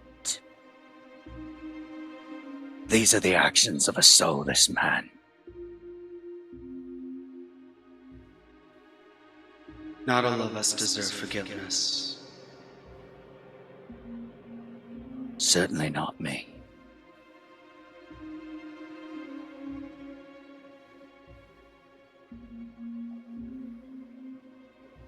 In time, you'll find the real answer to that.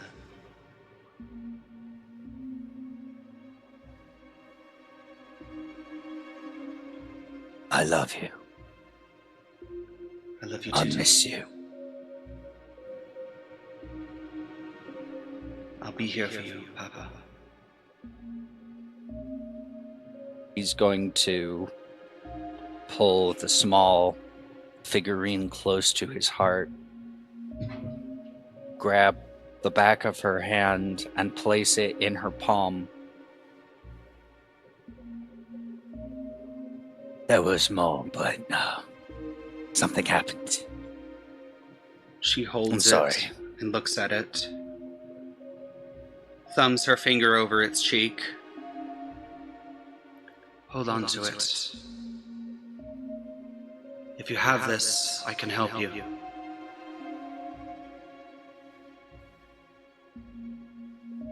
He takes this effigy of now his daughter's promise and sinks to the bottom of the molten copper. And you arise in a pile of scrap wood in an alleyway. Well, that's unusual. It only happens after a few shots of whiskey. I'm rather parched, actually. Where is the nearest... You there! Where's the nearest tavern? The work laborer does not acknowledge you. Fine, I guess I'll find it myself. You walk along. I'm going to roll a lock check behind the board.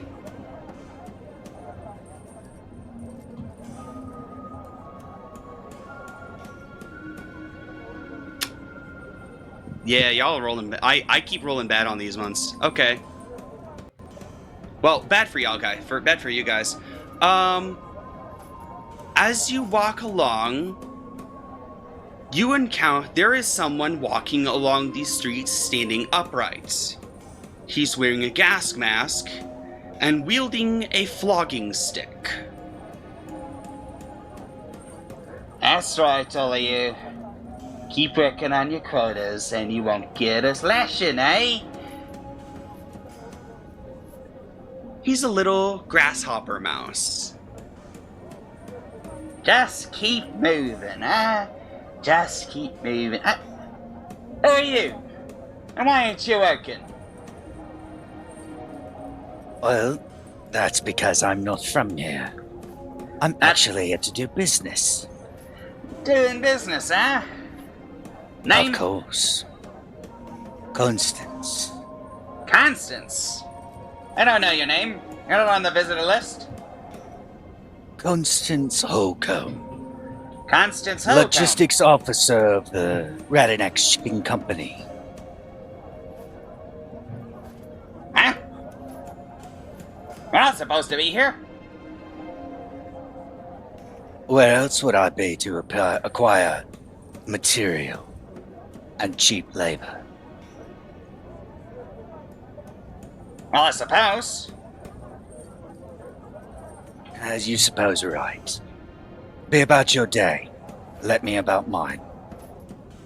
Well, if you're here to acquire labor, why don't you follow me? We could go to the kiosk and we could talk to somebody. I'm looking for a certain type of labor. The kind that won't mind getting their hands in real bad situations. No allegiance to loyalties of any kind. He looks around at all of these laborers down around here. What, you looking for mercenaries? Something like that. Well, these are all crafters. You're not gonna find any mercenaries around here. Oh, I think You're better off I looking find at Fifth plenty. District. I think I'll find plenty of mercenaries here. 10,000 coppers to whoever's joining me.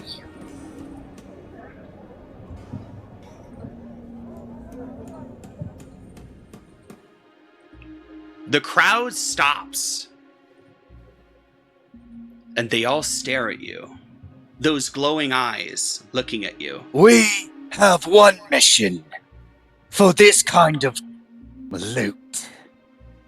And that is to make sure Rodney Copperseed has all the support he needs for his mayoral election. He needs people on the ground. Are He you needs questioning people in our office. authority? I'm not talking to you. You best talk to me. He points the flogging stick at your chest.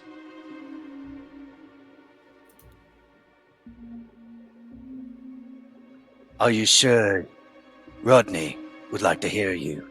I'm the I one who hear of gives this. orders around here. Not today or not. I am a lieutenant of the supervisors. I give orders here. And I am a customer. And the customer's always right. The fact that he ain't. He's going to lift the flogging stick. I'm gonna reactive strike. Okay? I'm rolling on my fizzies. Oh, my headset's complaining at me because it doesn't have power. Of course. Oof.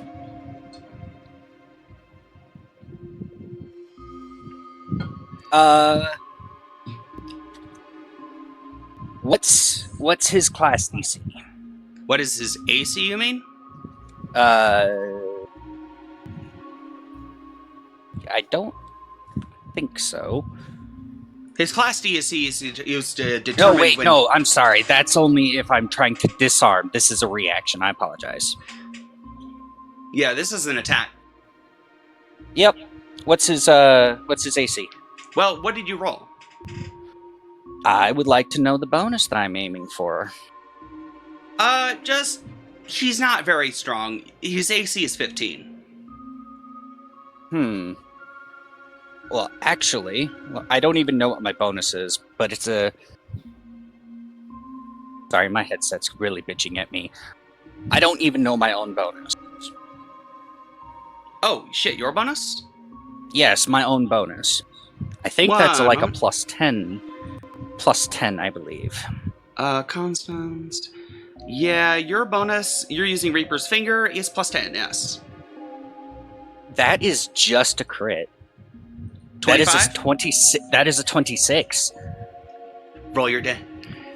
You actually No. don't need to roll your damage. How do I you disarm kill him. Oh, you're just disarming him? You're not killing him?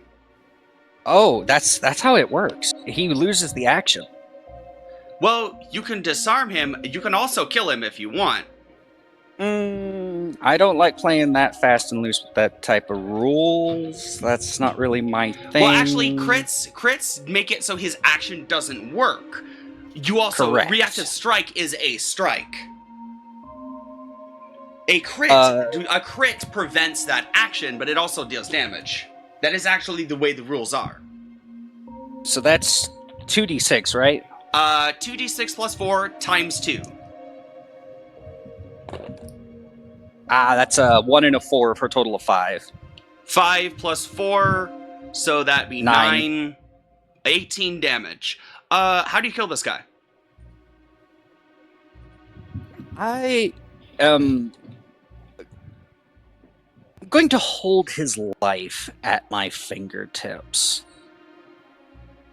Going to plunge the Reaper's Finger. I'm going to parry his bludgeoning stick out of his hand and then stab him just enough so the Reaper's Finger is just touching his heart. And I'm going to stand there and ask him, "Are you sure you're in charge?"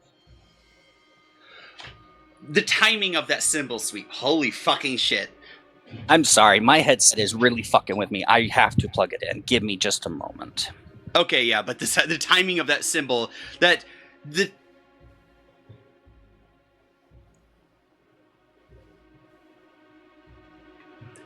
music timing was perfect, though. I'm on my phone now, so you're going to hear a lot more noise. That's fine. Really not, but okay. And your voice is a bit more, has a bit more bass tone to it, but it's not that bad. I'm talking about the fan. I don't hear the fan. You will. Okay. So you have the blade in just barely. If you plunge it in further, it will stab his heart. And he's sitting there. I asked the Don't kill question. me. Has he answered it? What was the question again? Do you feel in charge now? No. Good. Let this powerless sink in as I plunge my sword through his chest.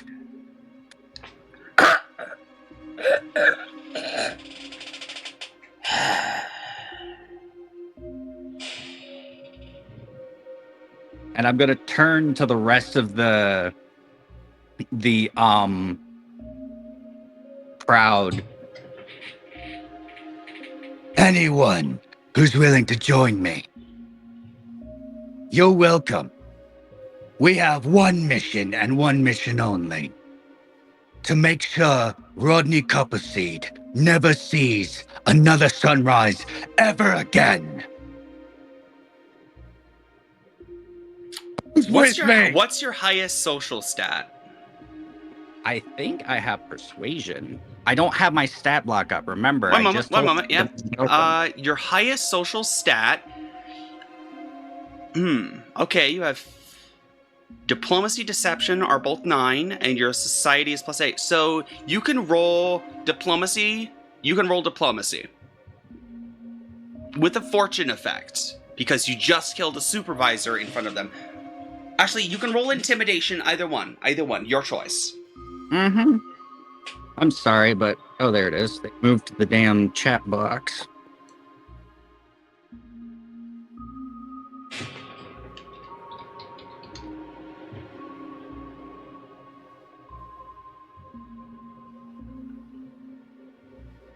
Discord is being slow for me. What's the abbreviation for advantage? ADV. All right, try again without being so loud, because all I heard was did. ADV. ADV. Thank you.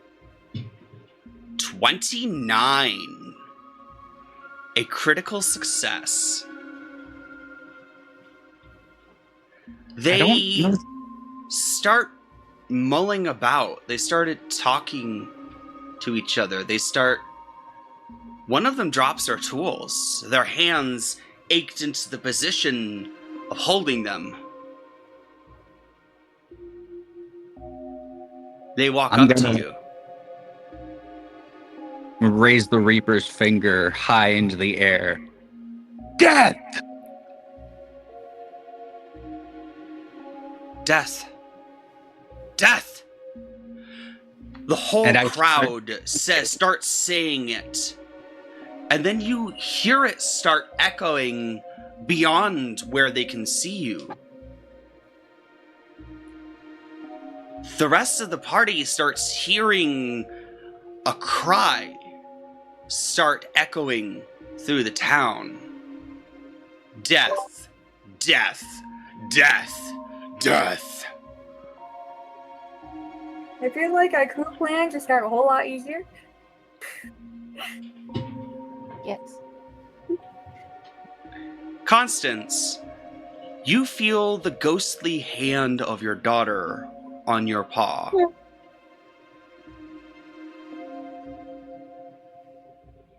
But you don't see her.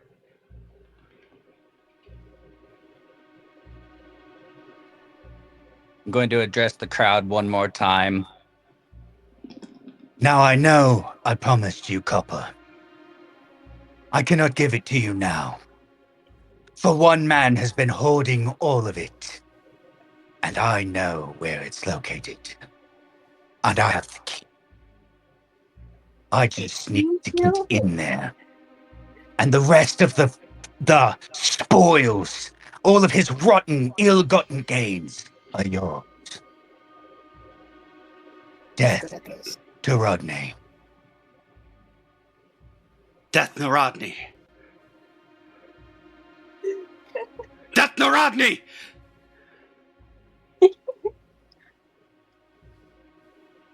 I'm there in spirit.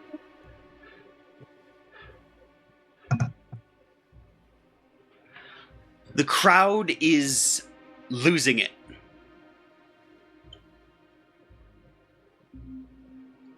Somewhere in the distance, you hear a masked figure being dragged from dragged into an alleyway.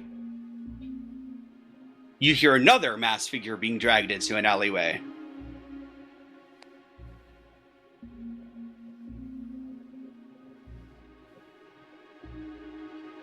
And then you hear whistles. Police whistle.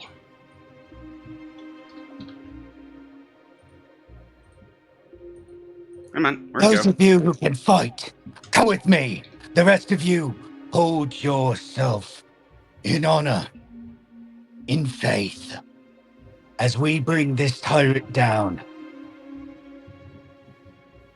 Radinac City will know peace.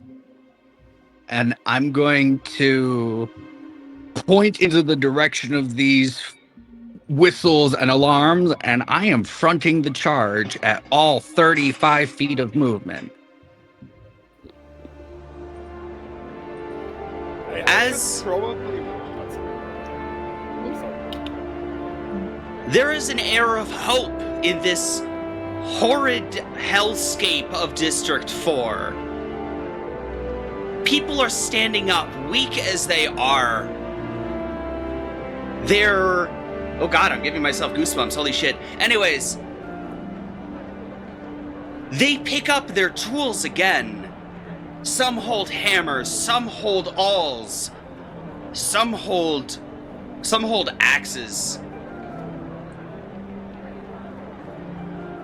They look up to Constance. And they ask, where? To First District! First District? Well, we have to get out of here first. You see one stand up. He's got a hat off to his hat tilted to the side. Well, if we can't go to... We gotta take out the supervisors first. If we can't do that, they come looking for us. We come for our families.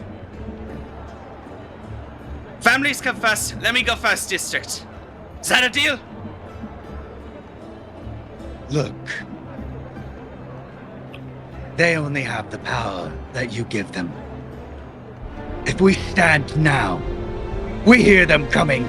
They are at our doorstep. We will fight.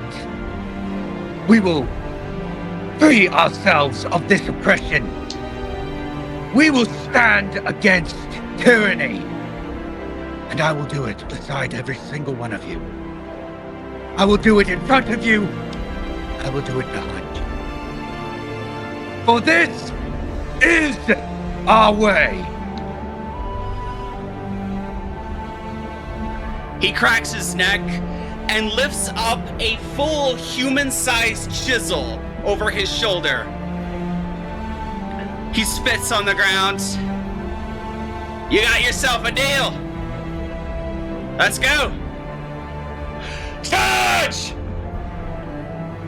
And as the charge is given, Constance is going to glide on his tiptoes, singing as loud as can be heard as he slices down one after the other. You see these supervisors, once tall and mighty and powerful, just cut down by the laborers, cut down by the proletariat, the people that they once stomped on. And the party, you see Constance leading a charge. You see him as more heroic than you've ever seen him before. What do you do? I follow him to make sure he's okay. What'd you say? Yuni's gonna follow behind the group that is clearly going by Yeah, I to guess. make sure minimal casualties. I guess I'll do the same. As you do the same, Albert Redwood grabs a hold of Scarlett's hand. Wait, Zernus and her family, and your mother, and Grandma Antidotes. We need to get them. We need to bring them with us. Okay. You know what? Y'all go follow after. I'm gonna be back. That's how we can. Yeah. Okay, so Yes. so Scarlett is going with Albert Redwood to go fetch her people, her family and friends. Gavier, you're following Constance? Actually, I think I will follow and announce that if anyone gets hurt, they should come to me because I have some experience with medicine. Okay. Javier, what are you doing?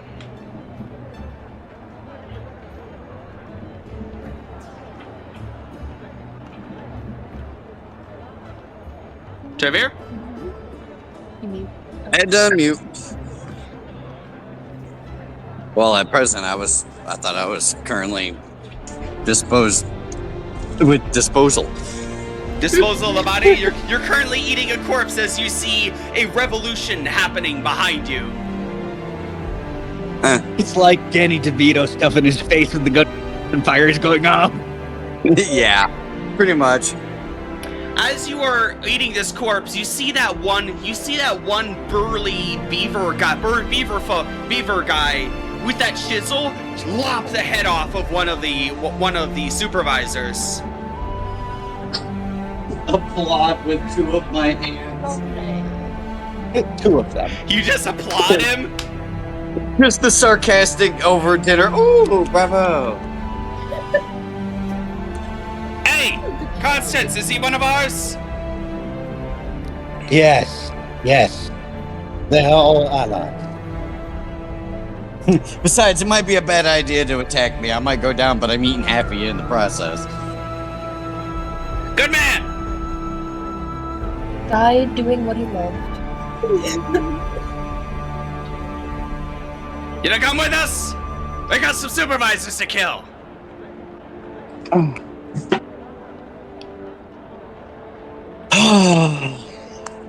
You know, I love a good fight as much as the next. But y'all seem to constantly get in fights. Nah, this is the first. This ain't the first time, but it's rare. I'm I not fucking talking love to it. you, Constance. Well, only the worthwhile things are worth fighting for. And I have a lot to fight for. Well, let me know if you need heavy backup. I'm gonna finish my squirrito.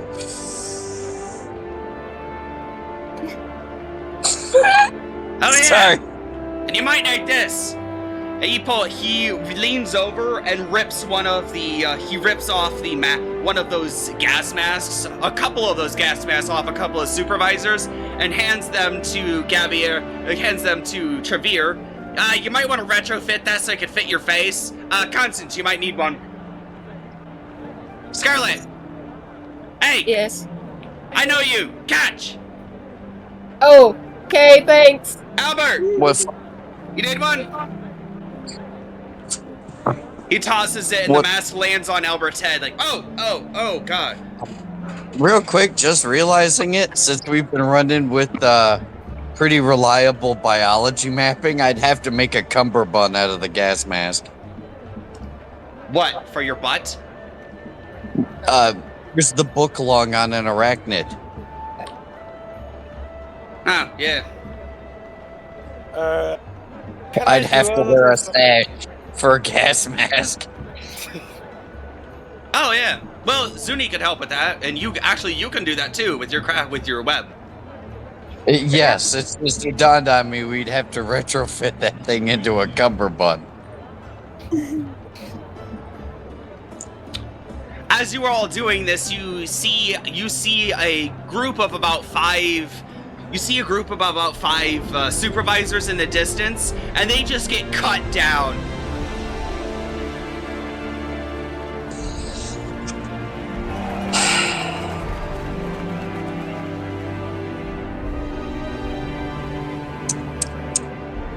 You know, I thought I liked War Constance, but you seem to drag it everywhere we go.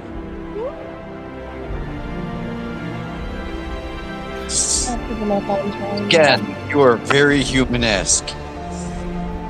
Oh, I don't know whether I should be offended or not. You weren't last time, but it sticks this time still. We'll see.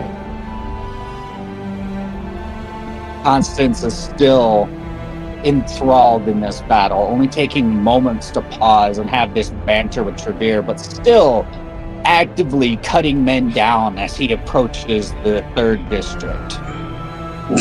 My giant ass is just in the background talking shit. Let me know if you need help.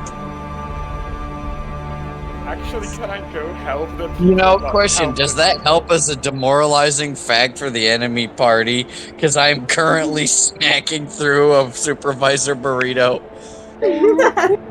I will let you roll an intimidation. We'll get to you, Gavier, in a minute. Trevere, I will let you roll an intimidation check with a fortune effect because you are currently your entire You would be face is trying- caked in blood. You would be trying yeah. to demoralize. It would be a And demoralized the- check, but it would be the intimidation. Well, I also bonuses, yeah. had, according to the trait you gave You're not me with supposed to the. have it. But you're gonna do a mass demoralize. Well, in this case, I was just saying I know I have the visage thing in my favor. That's part of the race trait. Well, actually, if you choose to hiss, you could probably do it on a mass scale. Oh, wait a minute. Roll me a luck check. Oh. With my rolls, I'm almost scared. Okay. Huh. This won't be a negative thing unless you get a nat 1. 15. Oh. Okay. Okay.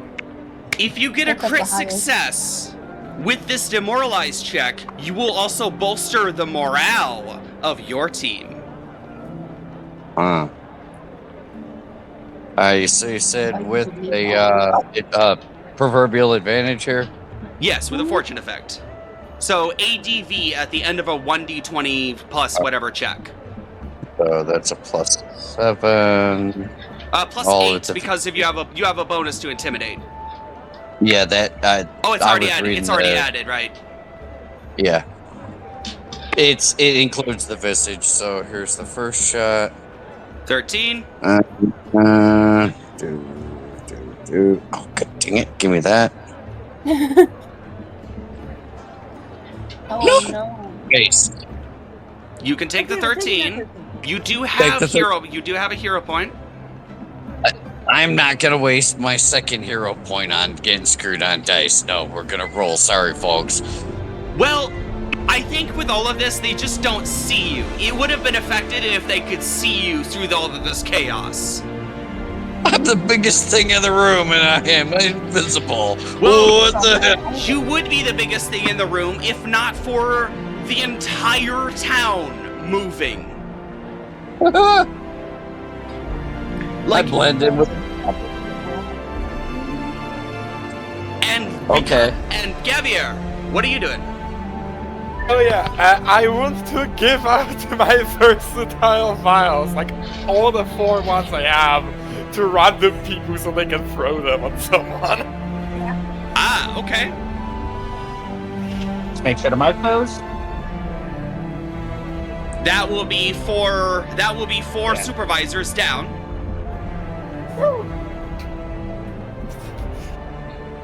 You in the distance you hear as supervisors have acid poured on them. And somehow this movement causes the air to slightly clear up. It's almost breathable. Not perfect, but it's a little bit better. Just by way of hope itself. Just hope.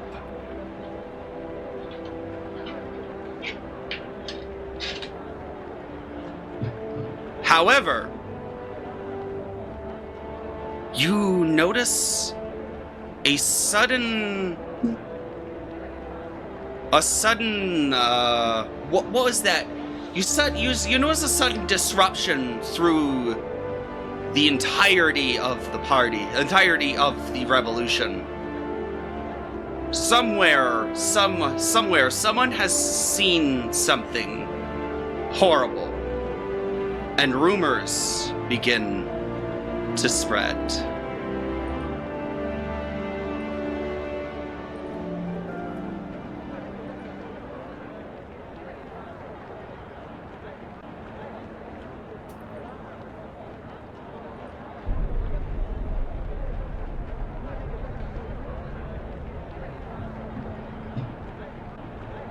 You hear the revolution was already angry, but you hear people crying.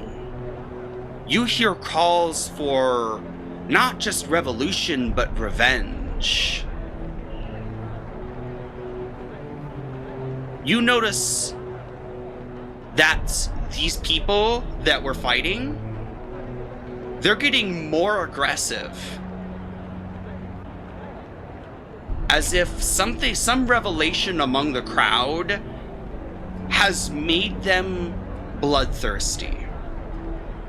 One of the revolutionaries, one of the people, runs up to Constance. Constance! We found something! Something horrible! Is anyone hurt? Yes! Gavier! Come follow me! Lead the way. You follow through the crowd. You see bodies of revolutionary and supervisor alike on the ground. It is chaos. You still seem to be winning, but the crowd seems distressed.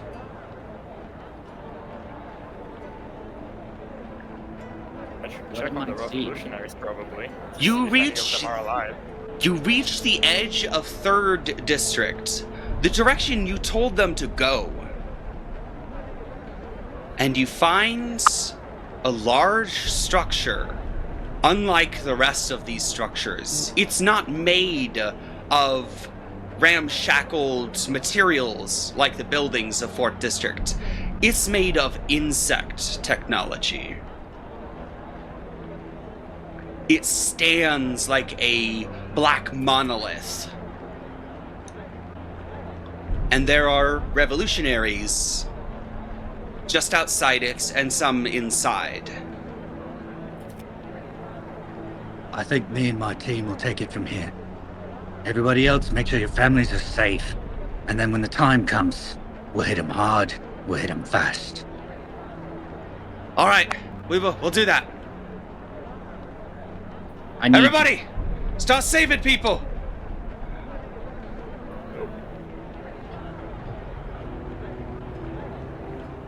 Well, who better to ask about insect things than an insect? Javert! There appears to be something in the way over here. I need moved. What do we got? Trevere, you see the same giant nest made of black web. It looks oddly like one of those data centers you see in fucking Midwestern America.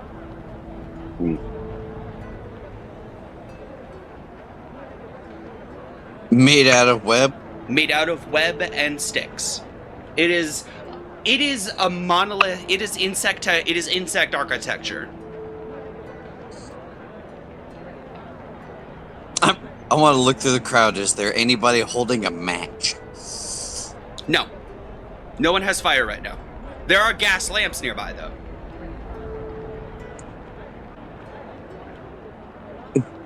Okay, but I can't exactly use the gas lamp just to set fire to this. You'd have to rip them out of the ground with a significant 35 DC athletics check. well, hang on. What about the workers' desk lamps? You talking about lamps inside their homes? Yes, there will probably be something flammable like tinder boxes. So when they're doing detailed work, they have a headlamp, right? They use the gas lamps for light. I have flint and steel and supplies for that. Okay. You do. So I'm just gonna start it on fire. It's Well, surprisingly flammable. You have to approach it first. Okay. As you approach it, you see that the building has been taken already. There are revolutionaries filling it right now. Well, then what do they need me for? And there are moths dead outside, crushed by revolutionaries. Huh. You see most of these moths have clockwork cybernetics. Oh, god damn it. They're not even crunchy snaps.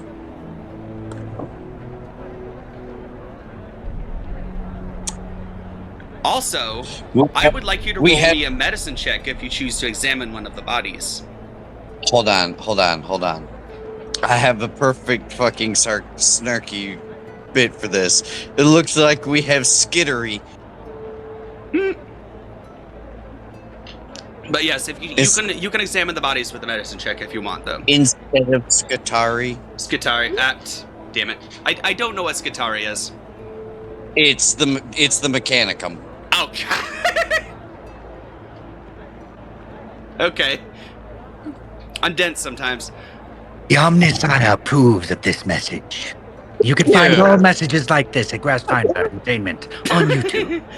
I endorse this message at Grass. Shameless self-plug. Whoop whoop. Fuck. Anywho, although the corpses would be quite handy, technologically speaking, I'm the inventor. Do you have my attention? Yes. But in any case, yes. Medicine check to just examine the bodies if you want. Huh. I wonder how bad I am at it. Holy crap! You're the other spider. Yeah. I have a plus. Yeah. You're not here? I got a Zuni- plus Okay, what? You have a plus what? 2. Plus 2. I have a plus 13 to medicine. I'm an expert in it. I will And note. I am in the crowd. Yeah. So Zuni's with you.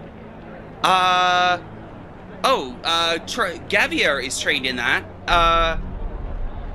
I will also let you do a perception check, Trevere. But this is mostly just to determine a weird similarity with these mods. But the medicine check would confirm it. Would it not be warfare? We've fought these. A warfare check would also be viable for this. Jesus. Where is the... Holy shit, it's not listed here. It should be. Oh, you would have engineering lore. Yeah. Jesus. Okay, that's up 11.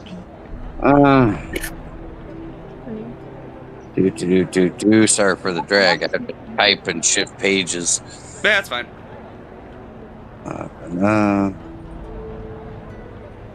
24. Oh. Every single moth in this room is a clone of the other ones. Every single one. 0 point. No need to. Just save it. Yeah, you can actually hold your point. Luna, you could hold your point, or you could roll. Medicine will reveal some other stuff as well. That nat 4 is a little rude. So I'm gonna... Yeah, fair. It's her point. She can use it if she wants. Oh, I was just recommending. No, I hit the enter button. 32. Thank you. That's also a crit success. Medically, they are identical down to the cellular level. The fuck were these assholes fucking with? They are We should also probably- identical to the moths you fought near the lamps. Yeah, we're gonna take a couple of these corpses back. We're gonna dismantle them and find out what the fuck. However, that's not everything this monolith has to offer. Because you've not stepped inside. I don't think I could. Oh, no, you can. It's got warehouse doors. It's designed... It seems designed to pull large objects inside.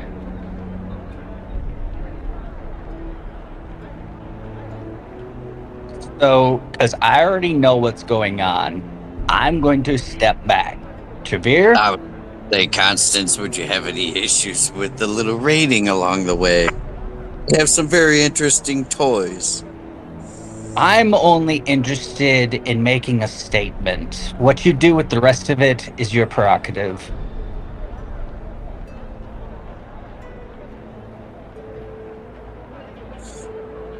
Okay. Well, Point all I'm step going to inside. add Zuni tag Yeah. along with me because apparently we're going to need medical knowledge in this. And Gavier. And Gavier. Well, somewhere in gonna our stay crowd, I thought he behind. was currently elbow deep in nonsense, so that's why I was like, well, I think he's currently having fun. Yeah. Actually, what are you doing, Gavier? That's why I asked, because I am not sure if this is something that applies only to me, or can I, like... I would say that what's coming would be viable for alchemical information. Okay, no, the more... as Well, I we said have in to the come and chat, right, retrieve I it, have right? this ability called vasodilation, right? Mm-hmm.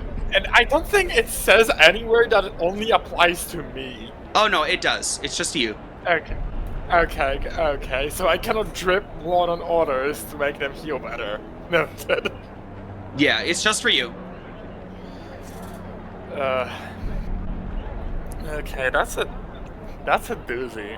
I mean, yeah, sure, there might be something interesting there, but the people also need someone to heal them.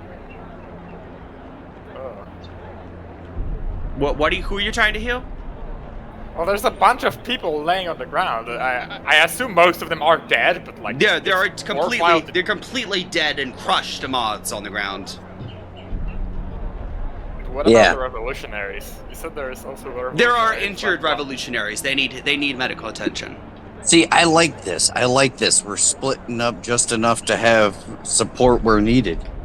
Yeah, Before I was called over to the medicine, I was helping first aid, triage, any revolutionaries that keep You also the ones see- who can alive. You also essentially bringing over another. I'm sorry, nobody. Hopefully, our audience will understand this reference, but I've suddenly become Tannhauser from Narrative Declaration. For the revolution! Yes. Oh, all I'm envisioning is all those rat Warhammer memes. Yes. Oh, real fucking Skaven. We said it at the same time.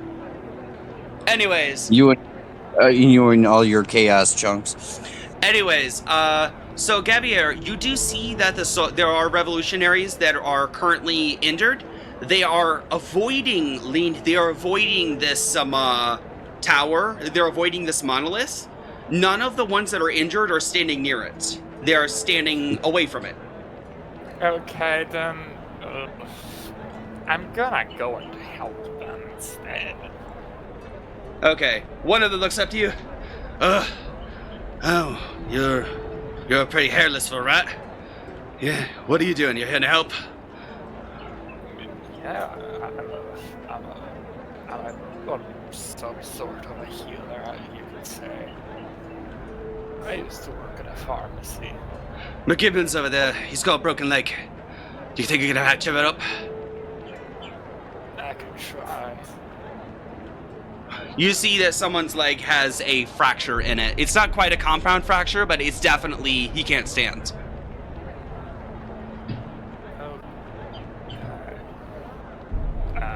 Is there anything... Actually, wait, they have, like, random tools on there, right? Yeah, they got tools. They've got plenty of tools and stuff. Yes. Is there any... Can I find anything, like, straight or something? You know, some sort of a stick or, you know... Tool handles. Yes, you could probably also rip something off one of the buildings. Yeah, but that would be probably a bit too big. I'm gonna go and scavenge some straight wooden things to use as to stabilize the bone. Yeah, no need for a check for that. You just find it. Alright, well... Because there's plenty of shit wandering around. This is a place where furniture and stuff is made. There is scrap everywhere. Okay, then I'm gonna do that. I'm gonna, I guess, rip off some of the guy's clothes to make a splint out of that. Yeah, you take some of the clothing that's already like cut and bloody, and you sanitize it a bit, and you wrap and you make a splint for his leg. Time to apply it, I guess. I assume that's gonna be a medicine check. Yeah, just a quick medicine check. DC 15. Okay.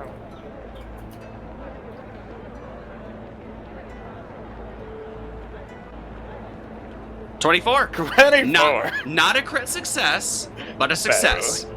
Yeah. Thank you.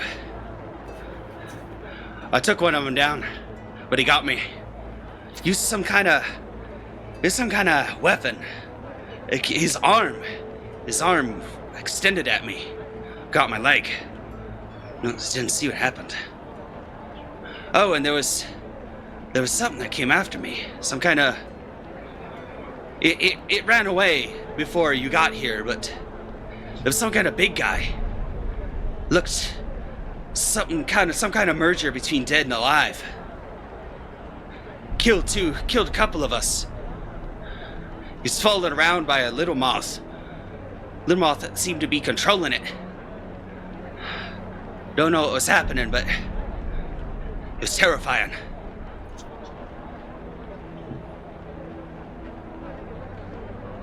Well, thanks for telling.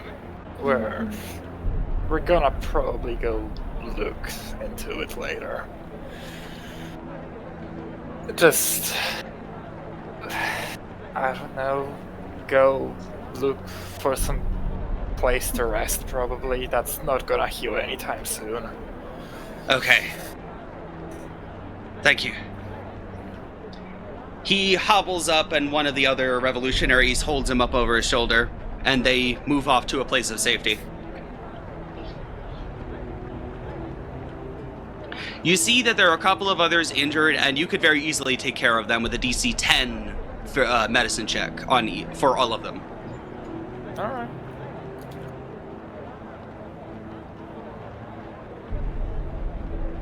$15. Okay, so you take care of all of them, and we will move on to Trevere and Constance. It's Trevere, Constance, and Zuni in the monoliths. Well, actually, no. Let's go to Scarlet real quick. Yee. Scarlet, you are in the back. The crowd is much quieter. It's in the distance.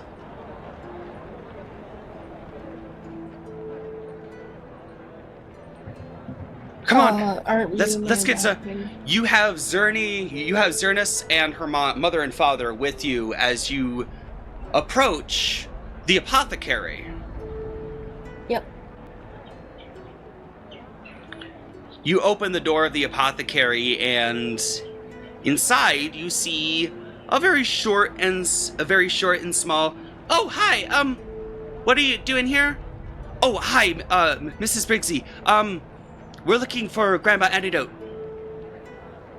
Oh, she's in the back. Are you sure you want to talk to her? This is very important. What was all that screaming outside? Something big is happening. We need to get out of here. What? Out of the apothecary? No, out of 4th District. Scarlet can tell you what's happening. Scarlet, what's going on? Well,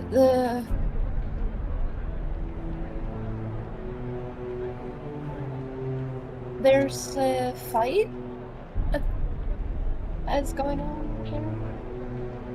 You know that there is a revolution happening outside, led by Constance Holcomb.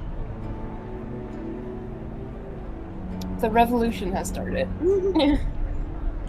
A revolution? Those don't happen here. But Well, that isn't right. That doesn't happen. Let her back here. I want to talk to her.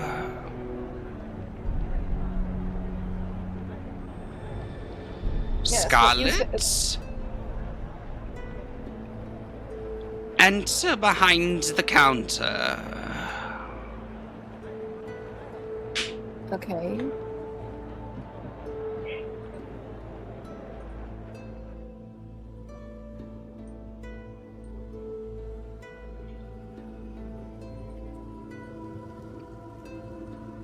You step behind the counter and you smell incense, and you see a fireplace lighting just barely in the corner. And you see shadows and curtains, and hanging from the ceiling are feathers and gems. And staring from the dark are two eyes and a snout, and nothing more. Scarlet, it's been so long since you've come back here. Yes, I'm here to see about, like, I think an antidote potentially being made. Of course, I'm more than willing to relay information if you need any more. You see a hand flash out from the darkness. Its claws extend some several inches, and it's shaky, and it points at your satchels directly where the flower is. Mm-hmm. Give it to me. Now, please.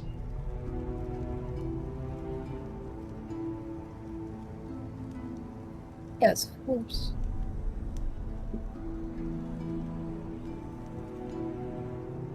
I'll just, like, pull the flower out. The claw turns around and plucks the flower from your fingers.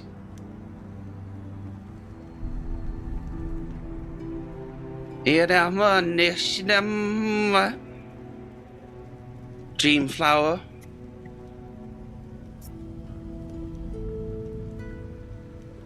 Where did you get this? I don't remember exactly, but I picked it up while I was doing missions? We'll go with that. No lies. Only truth here. No, I'm not lying. Omission is a lie. Her head tilts. You can hear something like bones cracking. It's not a mission that I genuinely don't know exacts. You hear a whisper in your brain. Dreams. Beneath the lakes, beneath Superior herself. The sky. You saw it. You found a flower.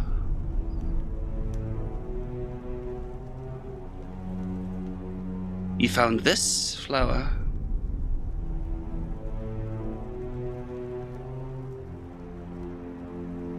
It was granted to you by a higher power.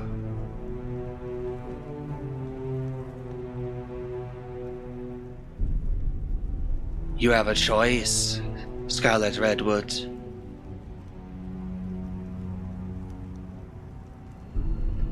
Your mother or your father.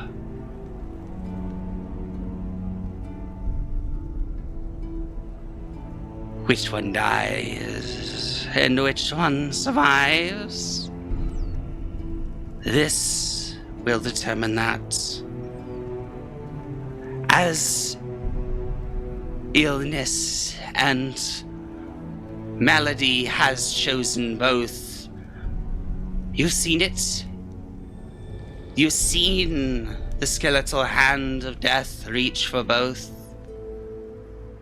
Yeah, I always knew if a choice had to be made.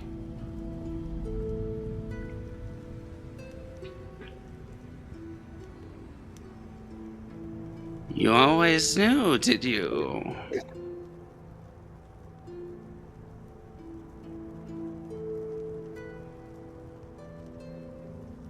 Have you been communing with your ghosts?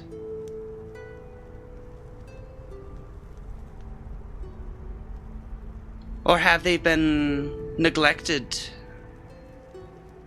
I don't even fully know how to commune with. I know you see them. Yeah, the only thing I've seen is the Grim Reaper. The Grim Reaper is more than a ghost. The Grim Reaper is the collector of souls. So, nothing else has made itself known to me. Sit and listen when you have time, and they will speak to you. Your father will join them. I know you've made your choice.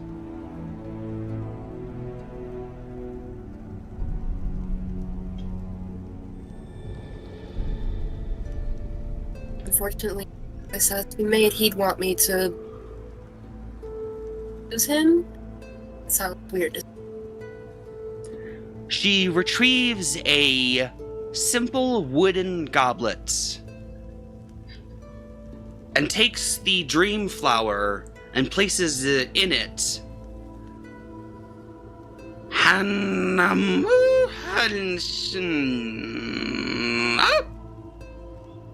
the flower melts into the goblet, becoming a cyan glowing blue liquid inside.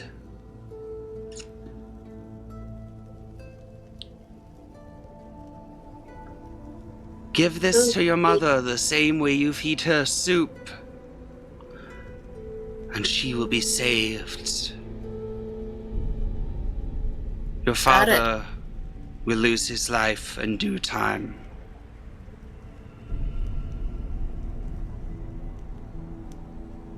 Whether you tell him of this fate is up to you. I almost feel like telling him. Truth is better than omission. Mm.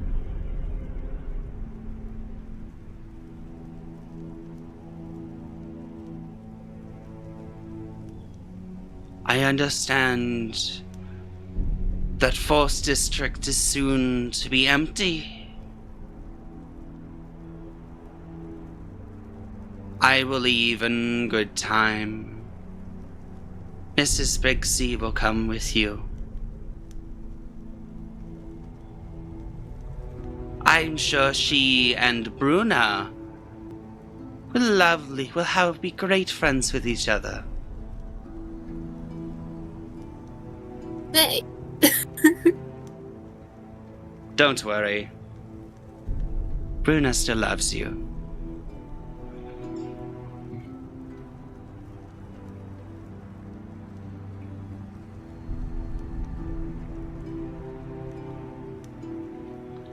She retreats into the shadows, and then you see those eyes fade from existence, and the shop itself begins to fold into nothingness.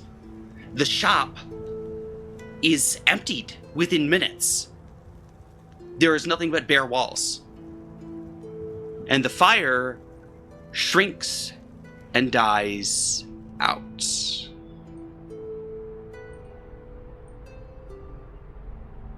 This.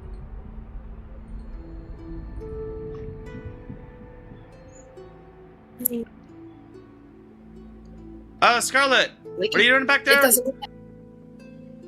Yeah.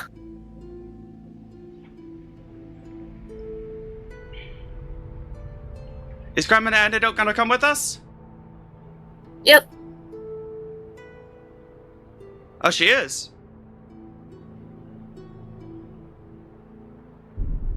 Well, come on then. Alright. You step outside of the back room of the shop without Grandma Antidote and holding the goblet of perfect medicine for your mother. And you choose to bring it to your mother, or do you first tell your father what this is?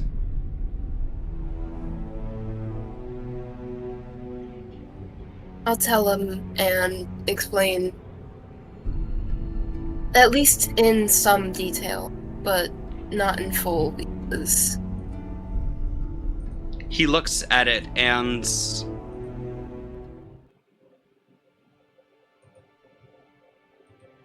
he stares at the liquid and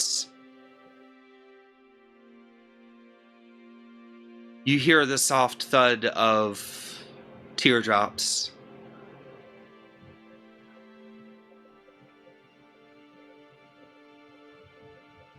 I agree with you. Yes. Save her. Don't save me.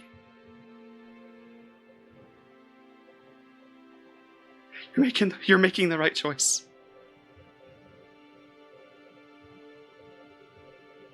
He leans down and hugs you, careful not to spill a single drop of that precious liquid.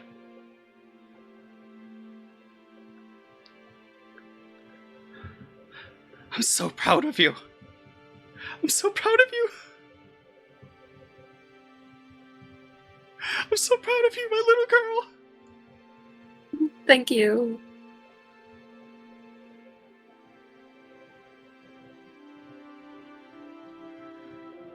Let's go save your mother.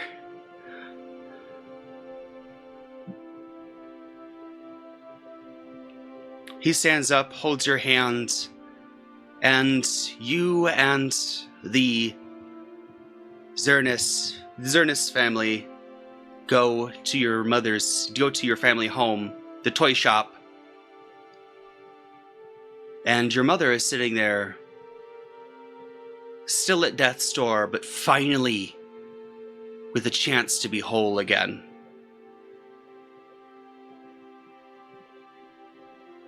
The liquid glows and it shines upon your face. Shines upon the walls and the ceiling. It's like a miracle in a goblet. One step, then another, then 3, then 5, then 20, then 1. And then you kneel, and you are at her bedside, as if you are feeding her soup,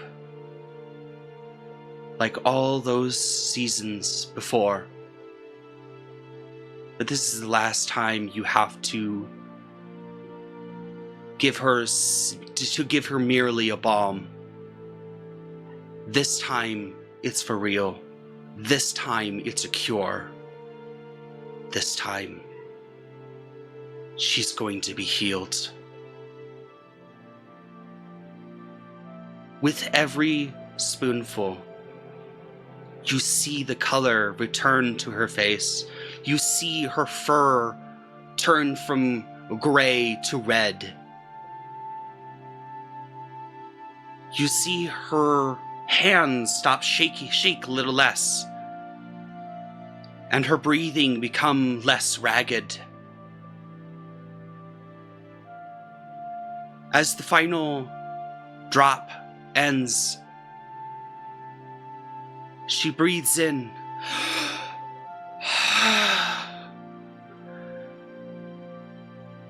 and breathes easy for the first time in 1.5 years. Your mother is cured, and your father will die eventually.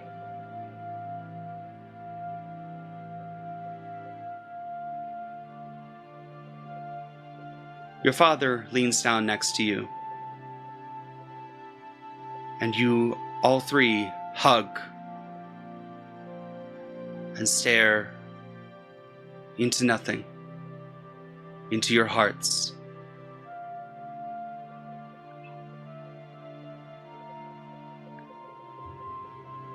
And amid this tender embrace, we return to Constance, Trevere, and Zuni.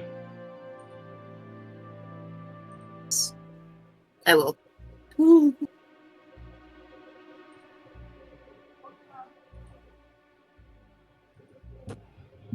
I don't even know if I want to know what's in that building.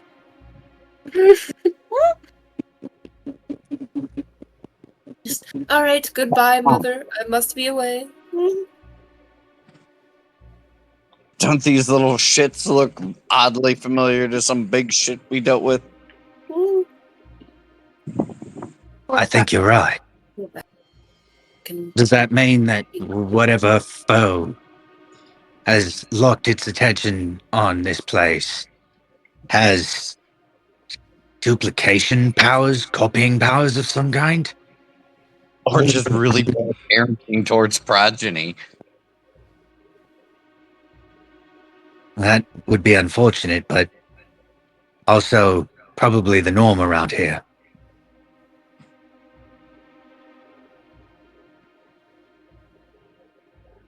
Don't you eat your doing weed? it, I feel like it's not a good thing. Yes, sometimes. But that hasn't been looked friendly upon, been kindly looked upon since, I was a child. It's been a very taboo topic. All of like 3 months. Constance is actually like 10 years old. No, it's still the snarky on point because, to go from. I know we say we have a distance in seasons, but that's just because we've broken up the year into 4 seasons: spring, summer, fall, and winter. Don't bury the Q ha under overthinking. It was just snark that was apropos, albeit inaccurate for the moment. All right, moving on. Yeah. Yes, and One Aw, of why the not? revolutionaries steps out of the monolith. Constance, you're gonna want to see this. It's got the other guys freaked out. There we go. Apparently, we should go look then. Yeah. You step inside the monolith, and it's like an unholy cathedral. The inside is massive and cavernous.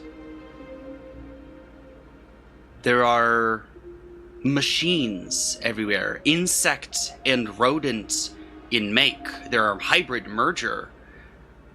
And there's this green energy filling all of them. Zuni could probably roll would probably roll an occultism check if she wanted, or a religion check, either one. Let's see. Cultism is. I'm better at occultism What? Well, Scarlet isn't there. One moment. because you're. I have to refresh the character sheet. There we go. Saying +0 to everything. That's not right. I only have a plus Religion? 9 local. Yo, plus Plus 9 to Religion and occultism? occultism are the same. Yeah. Bonus. I'm looking at it right now. Shit. Yep. I went +0 camp. Yeah, because like occultism is Apparently, one of my better ones. both outside my purview. Hey, 24. could be worse. Zuni, you smell something very familiar. Ah, fuck. You've grown very attuned to it over time. You smell the same scent as you smelled from that Greek fellow all those years ago. It's the rotting stench of necromancy and the copper tint of arcane magic. Ah, fuck. They're doing shit. Not good shit either. Shit, we should Not gonna make steal. problems. But you know, maybe I Then could you turn them over to see our. A lot of tech. Not that fucker. Not him, but the ghosts. True. and then you see it on a table. On about a dozen tables. Bodies strapped to the tables. Their bodies, their forms, half in surgery, with mechanical parts stitched to them. and unholy mechanical hearts halfway between insertion on most of them. Don't Can we say take that. a stack? You know, I don't blame them for being freaked out. Yeah. You approach one of the bodies. You see the mechanical heart is all the way in, and it slowly pulses. Guys, we might have a surprise fight. Real quick in Exit this the room. area, can I do a quick, sense of aura specifically for ghosts? Are you even in the Spirits? building? You sense the Yeah. aura, and you sense... I went in with you. You can roll an occultism check. Okay.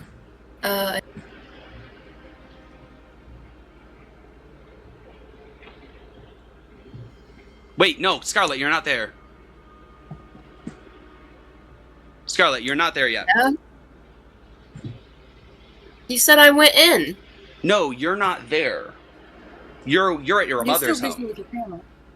No, I literally said I was going back to the party. Yes, but Yes. right, but this is happening simultaneously. Yeah. Okay. That would have been nice to know. Sorry, you're not there yet. When I Sorry. literally got told I was going in with. Brain You're fart. You're gonna It go back to was- the party. You'll go back to the party after this next session. No, I'm saying that you said I went in with them. My bad. Miscommunication. Clearly.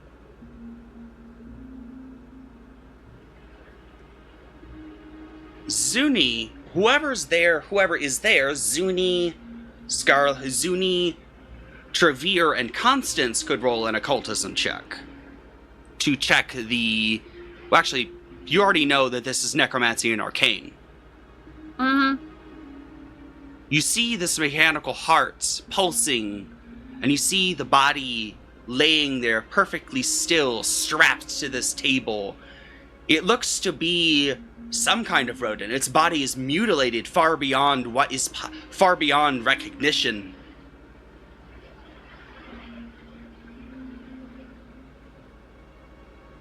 And then its neck twitches and it snaps over to Constance, and that's what will end this session. Alright. And you are all level 5. Yay! Finally.